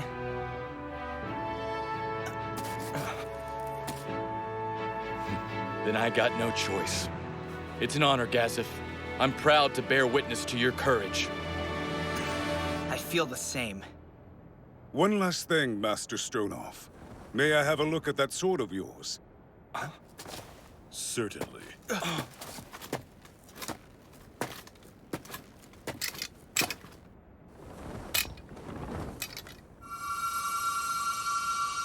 Impressive. A fine blade. Master Stronov, how much do you know about the power of this weapon? Everything, I believe. Specifically, the edge of this blade is uncannily sharp. It's able to cut through metal as if it were paper. How unfortunate. That is a mere fraction of this sword's true capacity. What? The data level, meaning the level of magic the sword possesses, is equivalent to this dagger. As you can see, a weapon of such weak magical caliber cannot even leave a scratch on my body. However, despite your ignorance, it is possible to harm me with that sword. More than that, under the right circumstances, one might even kill me with it. That means we've at least fulfilled the most basic requirements of a duel. Now, if I win, may I claim that sword as a prize? This is the Kingdom's blade. I'd die a disgrace if someone took it. I suppose I've had PvP matches where both players retain their items. I'll allow it. I'm grateful, Sorcerer King. This seems a proper distance. Now, you there in the shining armor, can you give us a signal to begin? Do it, Climb. Don't worry. Yes, of course! I have some magic handbells here with me. Will ringing them be adequate?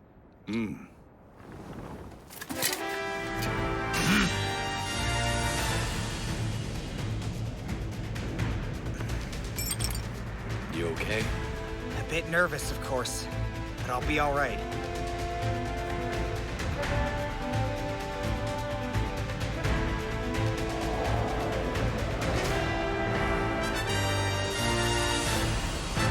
Good luck, Master Stronov!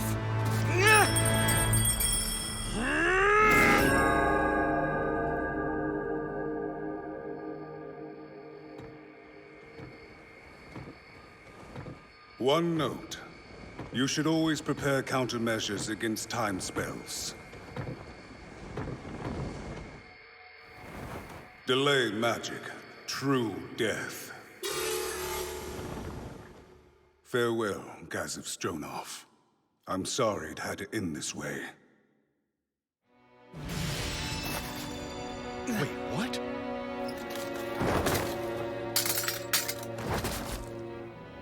What did he just do? I couldn't see! Gazif! Hey, get up! He's already dead.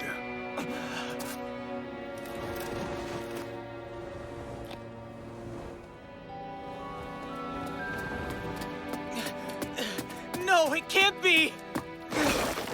Seeing him challenge me to a battle he couldn't win reminds me of our first meeting. In honor of your chief warrior's courage, I will cease the pursuit of your forces and withdraw. His body will be returned to you once it's been purified. No, he wouldn't want that. We'll take Gazif home on our own. We don't need help from you. If you wish, but be warned that to reverse the instant death spell I used, low-level resurrection magic won't be enough. Also, I have a message for the people of your kingdom.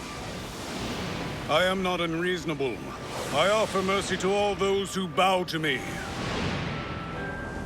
If you relinquish Irantel to me within the next few days, I will prevent these creatures from running rampant in your capital. Inform your king.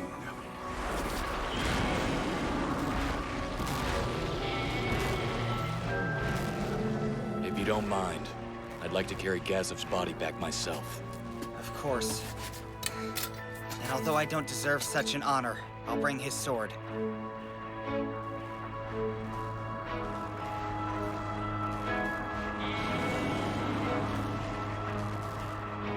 $70,000? Absurd! So many men with one blow. And at the spell's end, 5 giant beasts were summoned to the battlefield, causing massive casualties. Then Lord Gon engaged in a duel with the kingdom's chief warrior, Gazif Stronov, and bested him. While we did take losses, it wasn't from battle. The cause was mass panic. We need to return to the capital before anything else. Where is Marquis Raven? If he fled, he should have been here by now! We were fools to think we could fight that monster. You're saying we should just turn Irantel over to him? It's a small price to pay if it saves our kingdom. Why, Gazif? You chose death. And you left me with this weight in my heart. It's not fair. You should have let me die at your side. Fourfold slash of light!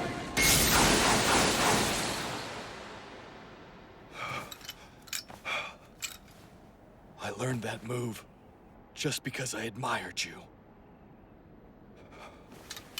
But you still didn't let me fight alongside you.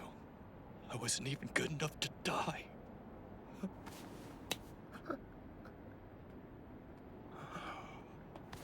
They say you become a lot weaker to tears as you get older. Seems it's true. There's no need for you to blame your grief on age. Not when you've lost someone so dear to you. Sorry I left all that to you. I wasn't feeling up to a meeting. So, do you mind filling me in on the details? Sure. Since Prince Barbaro has yet to return, they're hiring some adventurers to find out what's keeping him. They'll form a search party and head out tomorrow. Huh. Then they discuss the fate of Irantel. The nobles and the king both agreed. Seems we're handing it over. I feel sorry for the king. This won't go well for him. True. The noble faction will gain influence because of this, and the king will grow weak. There's something else? I survived, but the fear is still fresh in my mind. I was completely helpless back there. That was true despair I felt. Hey, let me ask you. Why do you think Gazif requested that duel? Huh? I mean... Maybe I'm being arrogant, but I think I know. Go ahead. I believe he wanted to show us the truth. About what? The power that Ainzul Gon can command. He saved us, so that we might find a path forward for this kingdom. You think? Yeah, He wanted us to return here with information, so we could plan a defense someday. Maybe so. We can try. I mean, he did put his faith in us. I had hoped I could fight him someday. Last time, he defeated me, but I was always dreaming of a rematch. Well, guess I'll be a loser forever. That's not what you are. What should I do, huh? I mean, with these unanswered feelings he's left us with. Wait, no. It's all right. Yeah. I'll win in my own way. Ha! You hear that, Gazeth? Screw your wishes! I think you took the easy way out! You threw your life away instead of facing me! Our battle will continue even if you're not here with me! I'm still gonna surpass you! I think he'd want that. Hey, Climb. Time we had a drink. A drink? You mean now? Uh-huh. After the fight, as promised. And one for Gazeth, too.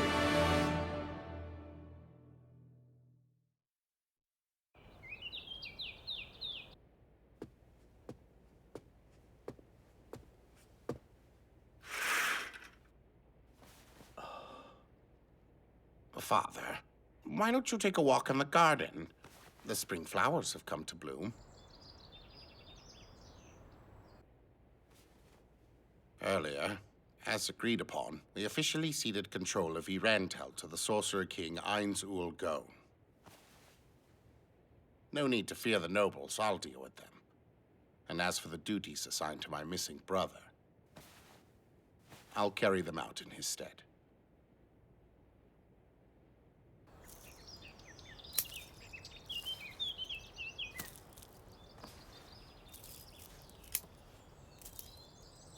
Say, Climb. My lady? Well, I have a request for you. I am always at your service. It's nothing formal. I've simply heard that an altar has been made for those who lost their lives in our battle with the Empire. I'd like you to deliver these flowers there for me. Although I feel rather ashamed that I can't do more for them. Your kindness is our kingdom's greatest treasure. They would be grateful. You're too kind. Oh, excuse my outburst. I'll get to that immediately.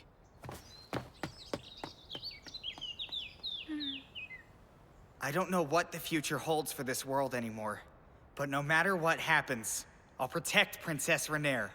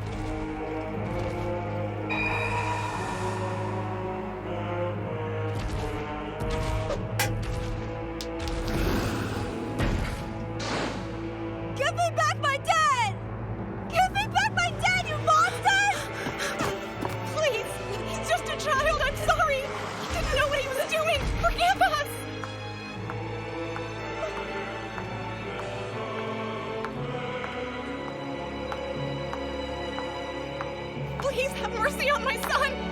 I'm begging! Lord Ainz will not be disrespected. It's a crime punishable by death! The ignorant must learn that Lord Ainz is the supreme being of this world.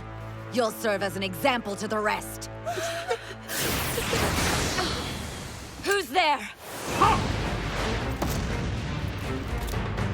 Please help us!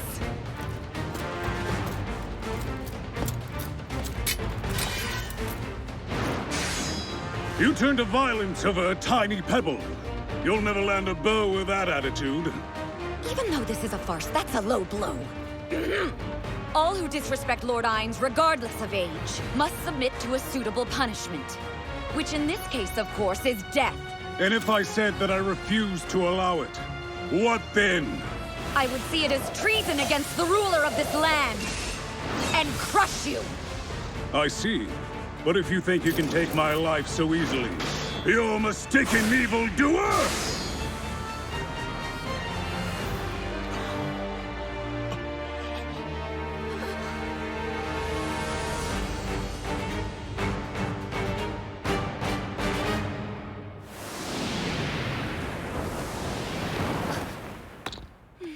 Greetings, my lord.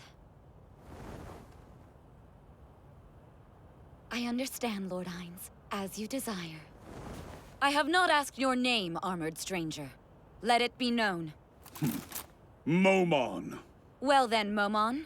Lord Ainz has an extremely generous proposal for you. He'll grant you the honor of joining the ranks of Nazarick. That's absurd. How uncouth. Lord Ainz rules this city, but he does not wish to control its people through bloodshed and despair. This is true, although I doubt most commoners would believe it. What would you have me do? When someone here steps out of line, throwing a rock, for example, you track them down and give them what they deserve. We can't encourage lawlessness, after all. If you do this, you'll personally ensure that his rule brings no harm to any innocents. Not that Lord Ainz wants that. You'd make me into your watchdog, would you? I wouldn't put it that way. You'd be helping the people, both as a representative of the city and as an enforcer of the law. I will not follow an unjust law. That's perfectly fine, as he has no intention of imposing any. That said, if you refuse and raise your sword against the ruler of this city, then you'll leave me with no choice. I'll slay you right here. And some bystanders may be collateral damage. Fine. I'll accept your offer. But know this, if you lay so much as a finger on an innocent citizen of this city, you will face this blade, and it will not relent until all your heads are taken. So the subjugation of Irantel went smoothly, I trust? Everything is proceeding according to Lord Ainz's plan. Turns out humans are surprisingly adaptable. I suppose it's merely their instinct to survive, but the weak do tend to follow the strong. Either way, it was only possible because of Momon. Indeed. Their faith in this fabricated character shall keep their fears at bay, it would seem. And even better, if they collect information from Momon and unite beneath him, we won't have to worry about outside enemies gaining ground. Our supreme leader was certainly thinking ahead. For all my scheming, I'm afraid such thorough machinations are still beyond my comprehension. Yes, though I don't lament my comparably meager intellect. Rather, I am pleased to devote it to him with every fiber of my being. For he is the ruler of life and death alike, the highest existence, and the man who I hope to call my lover someday.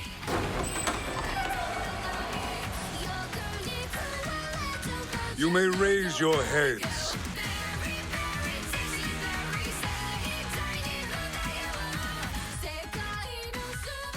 Your efforts have done me a great honor.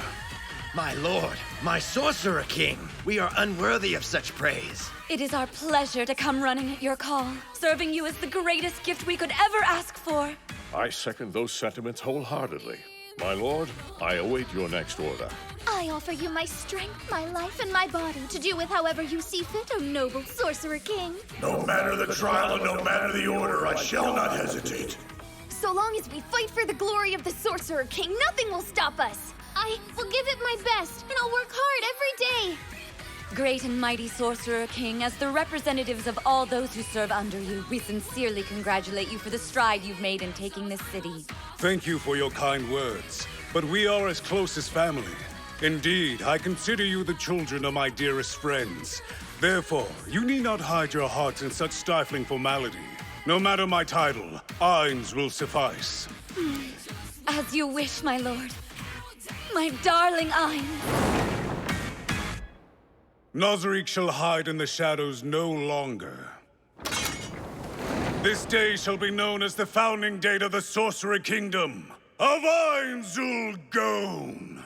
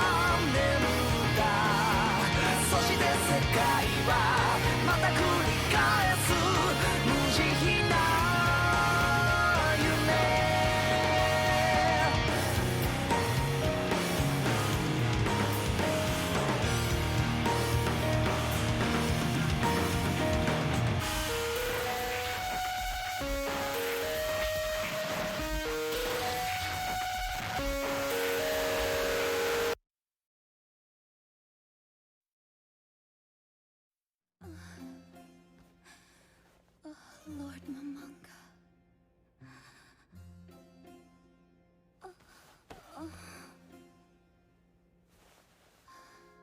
It's the glorious dawn of the Sorcerer Kingdom. But what form shall it take? What country shall Lord Ainz forge in his boundless wisdom? It matters not. Whatever your vision may be, it is my sworn duty to follow it. Please, my lord, show it to me. Show me everything, Lord Ainz!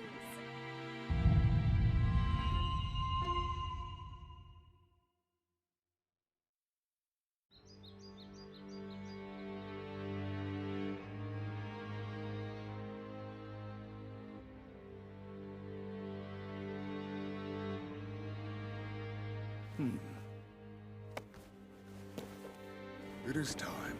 Yes, my lord. I will submit my report and change shifts with today's maid. Is there anything else you need? I only ask that you rest well. You worked hard staying up all night. That's very kind of you, my lord. I'm grateful, but it's my job to serve you the best I can. Don't worry about me.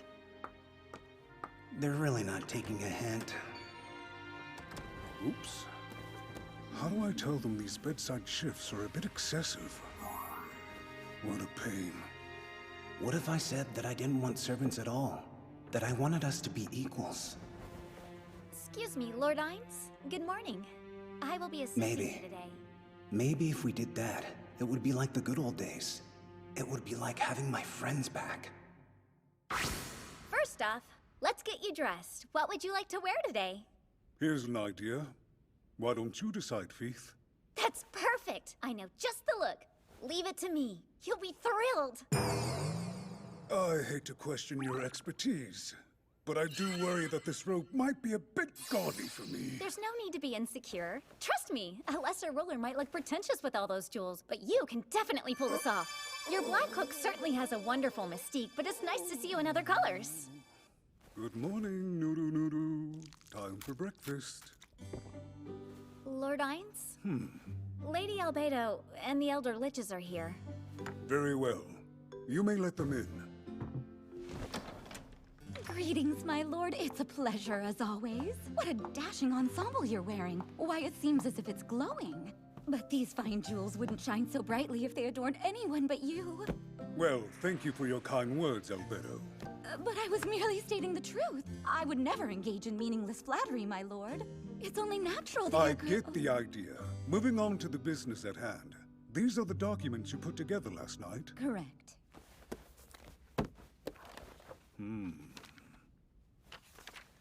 Nope. I don't understand any of this. I'm just an office worker, not even management. There's no way I can run an entire kingdom. But I can't exactly tell them that. Now, can I? I'll just pretend to read these so I look the part at least. Okay, last one. Huh. What is this? It's a report about some materials, I think. But the details don't make any sense to me. Did something catch your attention? No, just lost in thought. More importantly, have you constructed a code of law for the kingdom? I've discussed the matter with Demiurge, but we've only come up with an initial draft. I speak with confidence in many subjects, but when it comes to social law, I regret to say that I'm not very knowledgeable. But a supreme ruler such as you commands all laws. I see. You didn't bother learning any laws because you're above them, so they're meaningless to you. Yes, naturally. So I'll allow you to proceed as you see fit. I believe in you. Thank you. I'll do my very best. Is something wrong? I didn't mean to stare. Your smile was so cute it caught me off guard. Excuse me, I can't find the words. This is terribly awkward. Oh my, I'm so embarrassed. Moving on.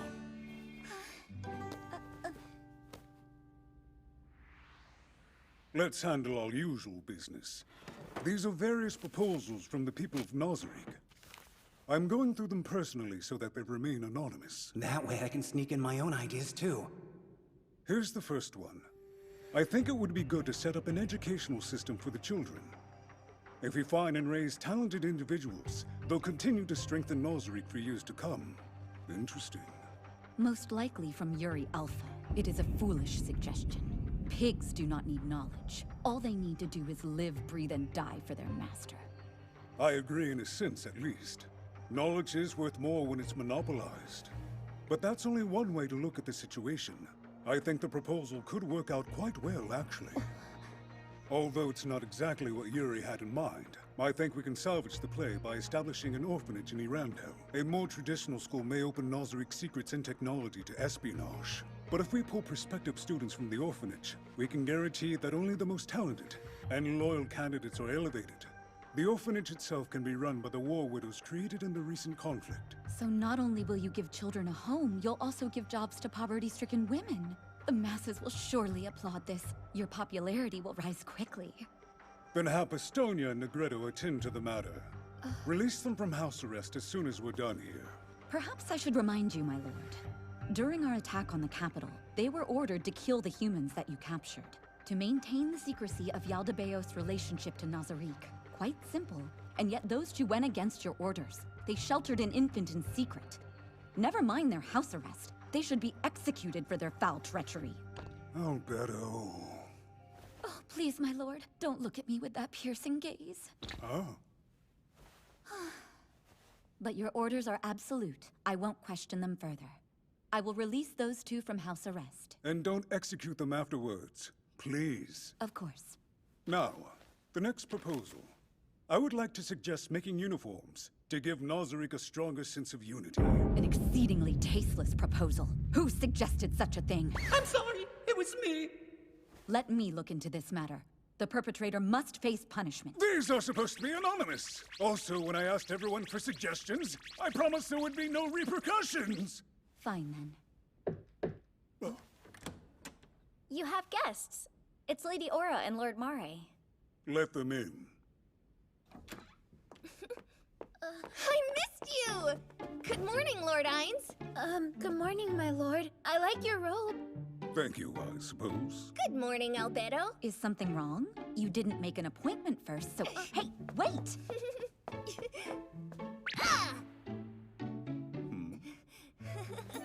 Ah, is this what you wanted? His lap? How dare you! It's no big deal. He doesn't mind. You can come too. Well, my lord, with your permission, is there room for me? Alberto, please. You're an adult. Don't mind her. What brings you here? No reason. We just wanted to see you. Very well, then. I'm happy to see you, too.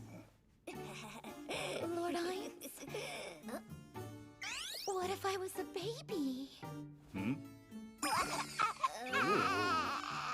You know, I think I've had enough lap time for today. Here, why don't you take my spot? That's very generous of you. All right, Albedo, come here. Thank you! You can sit on my lap, but I'm not going to pick you up. So soft. And wait, what's that fragrance? Is there a problem, my lord? I was just admiring your lovely smell. If you'd like to sniff me some more, by all means, be my guest. Sniff me for an hour. Oh, sorry. All right, we've had our fun. Get down. But this isn't fair! Aura got on much earlier than me. I deserve more time. Stop whining! You get to spend way more time with them than we do! That's only natural, isn't it? I have to, for work. Oh, I see. So it's just a job. Whereas I came here to visit Lord Ainz because I wanted to. Albedo's one thing, but why is Aura acting like this? Maybe she lacks a father figure, and she wants more attention from me? This environment isn't exactly ideal for someone's emotional development. Maybe there's a kingdom of dark elves they could visit and make some friends. Are you angry? Sorry, no, not at all. My mind was wandering. Worried about that issue from before? Yes, that's right. Naturally. What issue? I've given it some thought, and I have a couple of suggestions that could be helpful. I would expect nothing less. Wait, is something bad going on? Let's tell them. They might have some good ideas of their own. I agree. Please explain it to them in a simple manner, in a way that's easy to understand. For their sake, of course. Also, get off my lap. All right. Simply put, there's not enough trade. Erontel is facing a shortage of goods. That sounds bad. Oh! It must have been in that document! Until recently, Erontel was a vital city of commerce, but the sudden shift in power seems to have worried merchants. We have precious little outside trade. The amount of goods in circulation keeps dropping. So what should we do? We don't need to worry about it. I'm sure Lord Ainz will fix everything. Yeah, right. Albedo, have we taken any action yet? We have. With any luck, we'll be reaping the seeds that Demiurge sowed in no time. I see. I'm sure he has it under control, but I thought he was busy setting up plans in the Holy Kingdom. In the meantime, I have a small matter I need to attend to as well. With your permission, I'd like to go to the Restedxp kingdom for now. What? But you're responsible for all of Nosric's domestic affairs.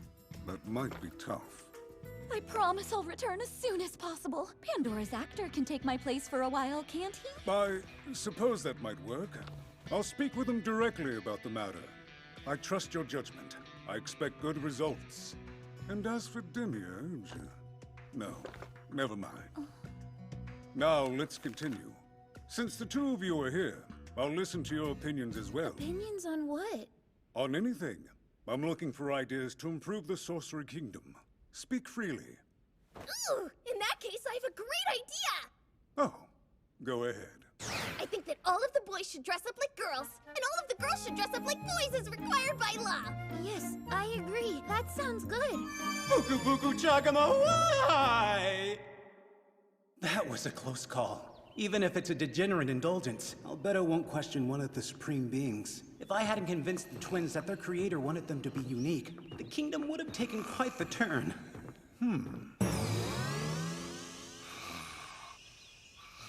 Wake up, Hamsky. Is it morning already? Oh, hey there, master of mine! Call me Lord Ainz in public. Remember, you're the riding beast of the great hero Momon. That I am, master, yes, sir! So, why is that Death Knight with you? We're training partners, we are, so we're together all the time. Oh, that's right. We were experimenting to see if you two could obtain martial arts. Well, never mind that. I'm looking for Momon. Or rather, Pandora's actor. Have business with your body double, do you? He should be in that building over there. Oh, Supreme One! My dear beloved creator, Lord Ainz! Greetings are not necessary. Sit. Sir!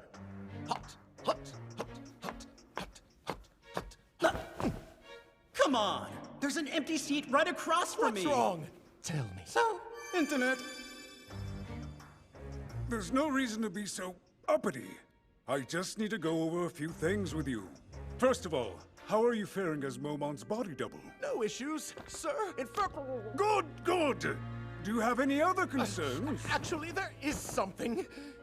It's a tragedy. I haven't touched a magic item in ages. That means no regular maintenance and no organizing our data crystals either. Work left undone. You must rectify this matter, my lord.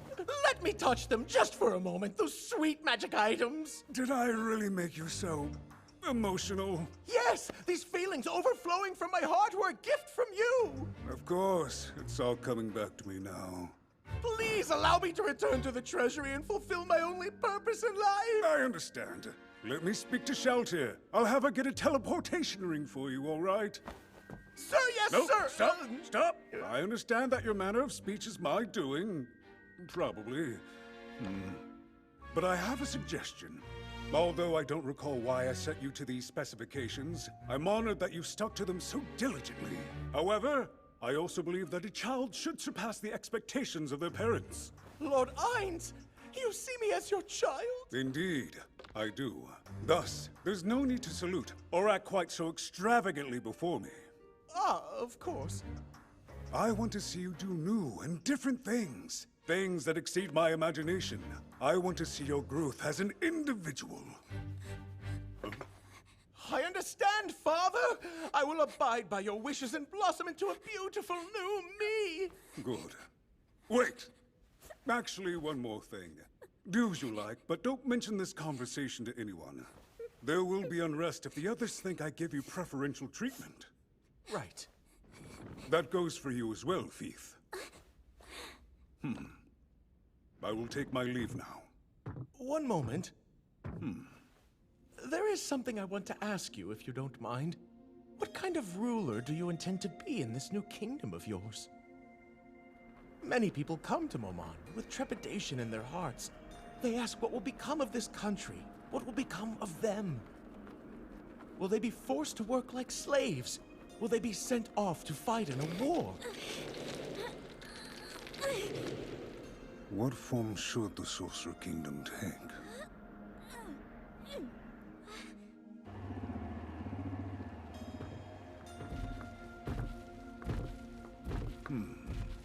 Undead servants are naturally quite productive. They require neither sleep nor rest, after all. But I wonder... Faith, what do you think about this country? Well, my lord, thanks to your wisdom as a ruler, life here is easy and convenient. However, it troubles me that no one comes running to worship you. They hide when you show your reverent figure. I don't understand why they would do such a shameful thing. I see. And what do you think of humans? Do you find them to be insipid? I do. They weren't created by any of the supreme beings, after all. They're wretched creatures. It seems like all the NPCs see humans as inferior. As misguided as that is. I used to hear the same sorts of things from Narbril. She called humans worms when we traveled together. Haven't been to the guild in a while. Is no one here? Oh, greetings, Your Majesty. Not many quests available. Yes, I'm terribly sorry, my lord. I'm not blaming you. I was just curious. The board used to be overflowing with jobs. At least, that's what I heard from the adventurer Momon. Yes, that's true. But monster hunting and security quests are no longer necessary. So personal requests are the only thing available now. In other words, my undead forces are properly maintaining the peace. Adventuring isn't all it was cracked up to be. So that's for the best. Is the Guildmaster in? Yes, of course. Wait just a moment and I'll let him know that you're here. Your Majesty, it's an honor for you to visit this humble establishment. Forgive me for offering such a meager welcome. Let's talk, Einzak. I'm surprised the Sorcerer King knows the name of a commoner like me. Of course. I feel like a sleazy salesman, but I have to get him on board for this to work. Is there something on your mind? I'll cut to the chase. I'd like to absorb the Adventurers Guild into the Sorcerer Kingdom. Well, then no one will stop you. Is that so? I heard that the adventurer guilds don't like to align themselves with any nation. You have no objections? I won't protest.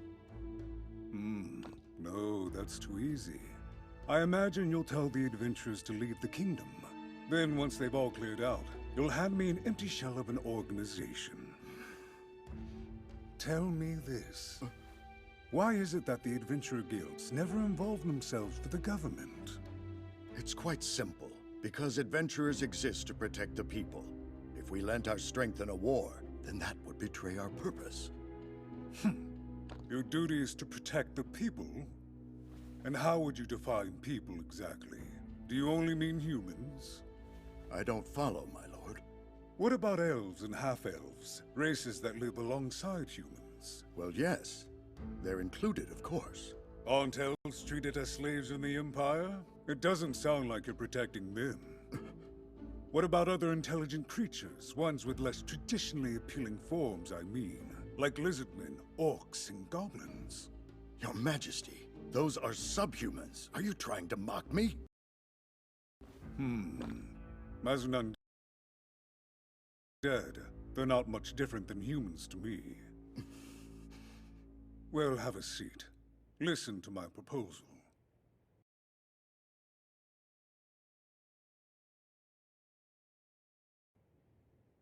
To me, the ideal adventurer is not a mere fighter, but someone who explores the unknown. And through that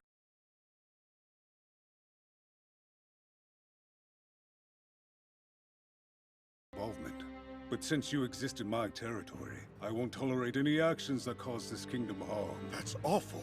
Which is why I need to take the Adventurers Guild under my wing if I want this to succeed. But this is an important operation, so I vow to give you my complete support. There's something I need to get straight first. You talk about exploring new lands, but are you only doing that because you intend to invade them later? That's not the plan, but I can't make any promises. If we find a nation that is an imminent threat to our kingdom, we may need to take action. Fair enough. And consider this. I have enough military power to do all the invading I choose. I don't expect adventurers to gather intel and chart a course for that, when I have more effective means. As things stand now, adventurers are simply glorified exterminators. I want to elevate them beyond that. I want them to embody the spirit their title invokes. Your guild will be reborn. You will become adventurers in the true sense of the word.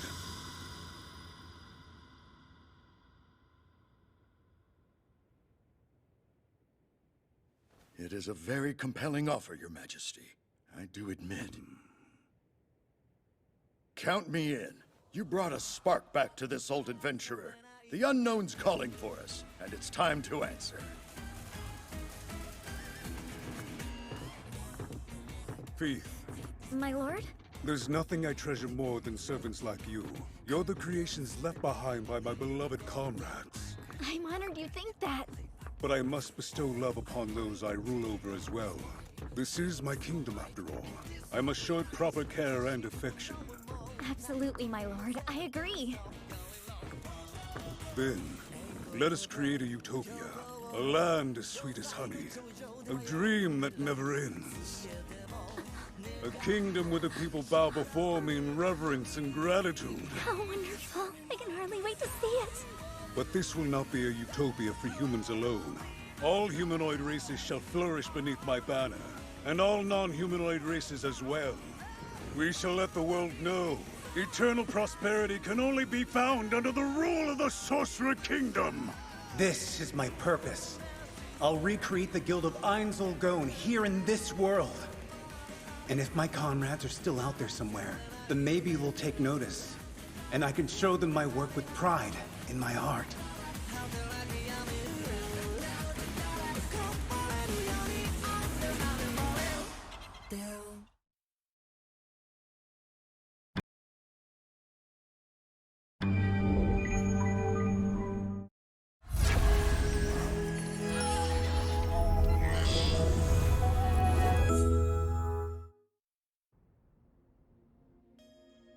How shall I forge this kingdom?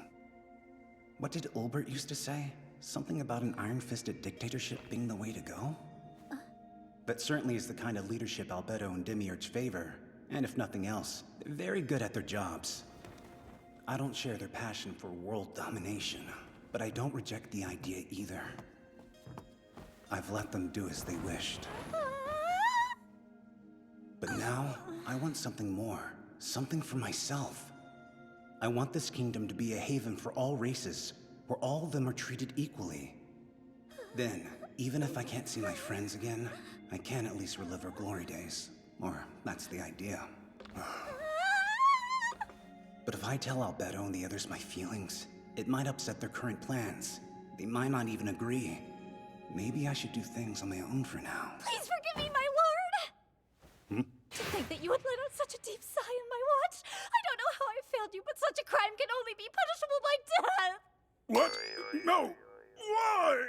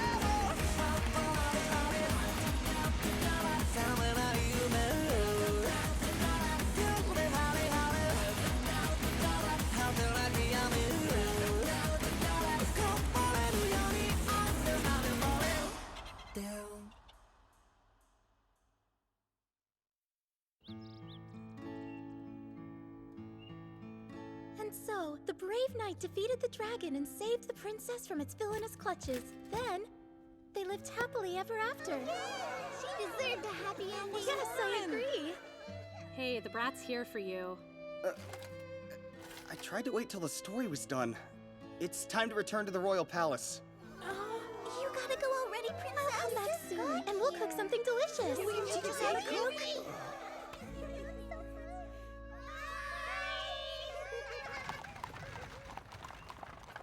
That was quite an impressive orphanage you started. Expensive? My brother understood the necessity and paid for it as soon as I asked. The Sorcerer King caused many deaths, and that means many children were left without parents. I'm afraid I don't see the value in this investment. The weak are destined to perish. Then what good is my power? It is the duty of the strong to protect the weak. We can't leave them to die. This isn't a burden at all. Those children are my treasures. I will ensure that they don't wander from the path of righteousness. The future of the kingdom is at stake. That's quite the wise perspective. Not everyone can be strong. Like Regret said. He told me the same thing. Guess it must be his catchphrase. Maybe. Anyway, children without parents do have a higher tendency to get involved in crime. We need to nurture the children's talents, so they become an asset to the kingdom. Then other nobles will start to copy the idea. That's pretty clever. No one does charity without expecting something in return. You only think that because your heart is twisted. Oh, come on, like you're any different. My heart is pure. You're the only tainted one here. To be honest, the orphanage idea came from Brain. He wants to find children that have a talent for swordsmanship, but I'm looking for more. You were there. Maybe you can help. Did you sense anything? Did any of the orphans you saw seem to have a hidden talent? I don't know. I was standing outside. Did you catch anything? I can't tell if a kid has magical potential just by looking at them. That's a pity. Do the two of you have hidden talents? Just out of curiosity. It's a secret. I don't even know how to answer that. Why do you care? Perhaps because most people I know are so untalented. Not all of them. You do have a talent. Tell me, Have you known since you were young? I know you think it's silly, but please indulge me. I like to keep this a secret, okay? So I'll whisper it to you. Thank you. A talent is an adventurer's trump card. Of course. So you really think I'm gonna tell you just for fun? That was terribly cruel. My ears are ringing. Poor princess. Lady Evil Eye, please show her some mercy. Don't blame me. She's like that because you coddle her so much. I do no such thing. I agree. But if you're going to get accused of it, you might as well coddle me more. It's good you brought up this issue, Evil Eye. You really twisted that around.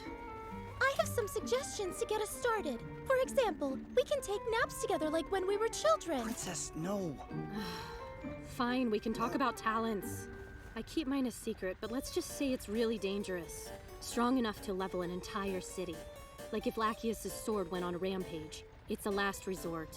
Her sword is that strong? Really? According to her at least. She says she has to channel her own power just to keep it at bay sometimes. Our boss keeps that to herself because she doesn't want to worry you. So pretend you never heard this. Of course, you have my word. Princess Renair? Oh my, how careless. Speaking of which, where's Lady Indra right now? I haven't seen her in a while. She's helping train Gagarin and Tia. They were revived after Yaldabaoth killed them, but they lost a lot of life force in the process. They're engaging in intensive training to strengthen themselves. They have to get back to their former power. If that demon attacked now, we wouldn't be able to buy enough time. Buy time for what? Oh, you're thinking your hero will come to the rescue, huh? That's right! Lord Momon will save the day for sure! Haven't you heard? He's so strong he can swing a giant sword like a twig! He's the best warrior on the continent, maybe in the whole world! We wouldn't have to worry about Yaldabaoth with him around! Or the Sorcerer King! He can beat anyone! You just remembered, huh? He can't beat the Sorcerer King because he works for him. Why, Lord Momon? What are you thinking? You reminded me. I have a question. One-on-one, how well do you think you'd do against the Sorcerer King? Not well at all, if the rumors about him are true. I would be dead in an instant. I'm pretty sure Lord Momon is the only person who might be able to stand up to him. So the Sorcerer King recruited the only man capable of fighting against him. Now we have two invincible enemies. The adventurers are continuing their search for Prince Barbaro, but they haven't found so much as a hint of his whereabouts. It's been quite some time. There's little hope that he's still alive. Keep searching for him all the same. It shall be done, Prince. Really now, brother? Must you be a nuisance to the very end? There's one more thing. Go ahead. How is Marquis Raven? I haven't heard a single word from him. He's retreated to his private territory and shut himself in. His encounters with those monsters must have given him quite the fright. What is it? Princess Renair has returned. I was hoping that I could rely on Marquis Raven's expert guidance, but I fear he may never return. Well, that's a problem for another day. Right now, as next in line for the throne, I need to decide how to deal with the Sorcerer Kingdom.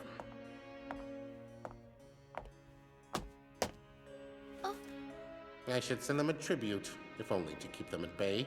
My concern is that our nobles in the neighboring countries may see it as a sign of submission. They're just looking for someone to blame. Thank you for coming out to meet me. I hope you're well. All things considered, I'm fine.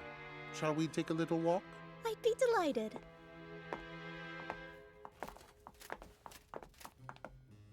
A representative of the Sorcerer Kingdom will arrive soon. If you were planning to offer them a tribute, now is your chance. I would double the amount and give it to their representative in honor of their visit. Even the nobles would struggle to find fault in that. My prince, we have been notified that a delegation from the Sorcerer Kingdom has arrived. And I shall greet them. Understood. If I become king, I'll give you domain in some remote area, far away from all this. You can live out your days in peace. That's very kind of you. I'm grateful. Though frankly, it's not a very appealing suggestion, and it's far too late for that now. Sixfold flash of light!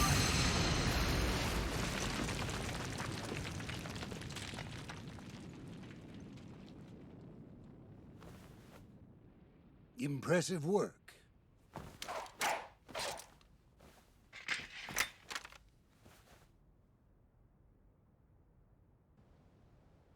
You've changed, I can tell.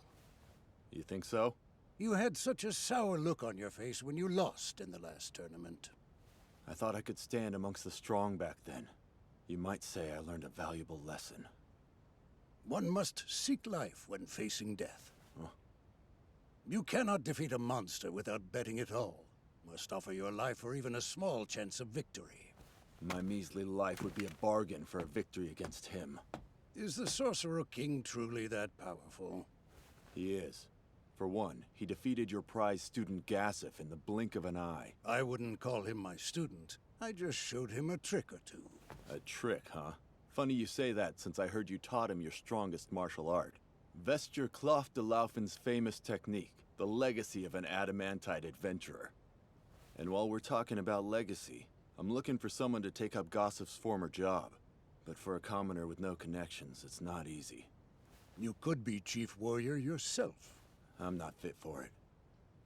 That's why I'm looking to the next generation. There are some kids with good potential, but I'll have to wait a while for them to grow up. It seems that you're quite committed to this endeavor. This land needs strong warriors, and the more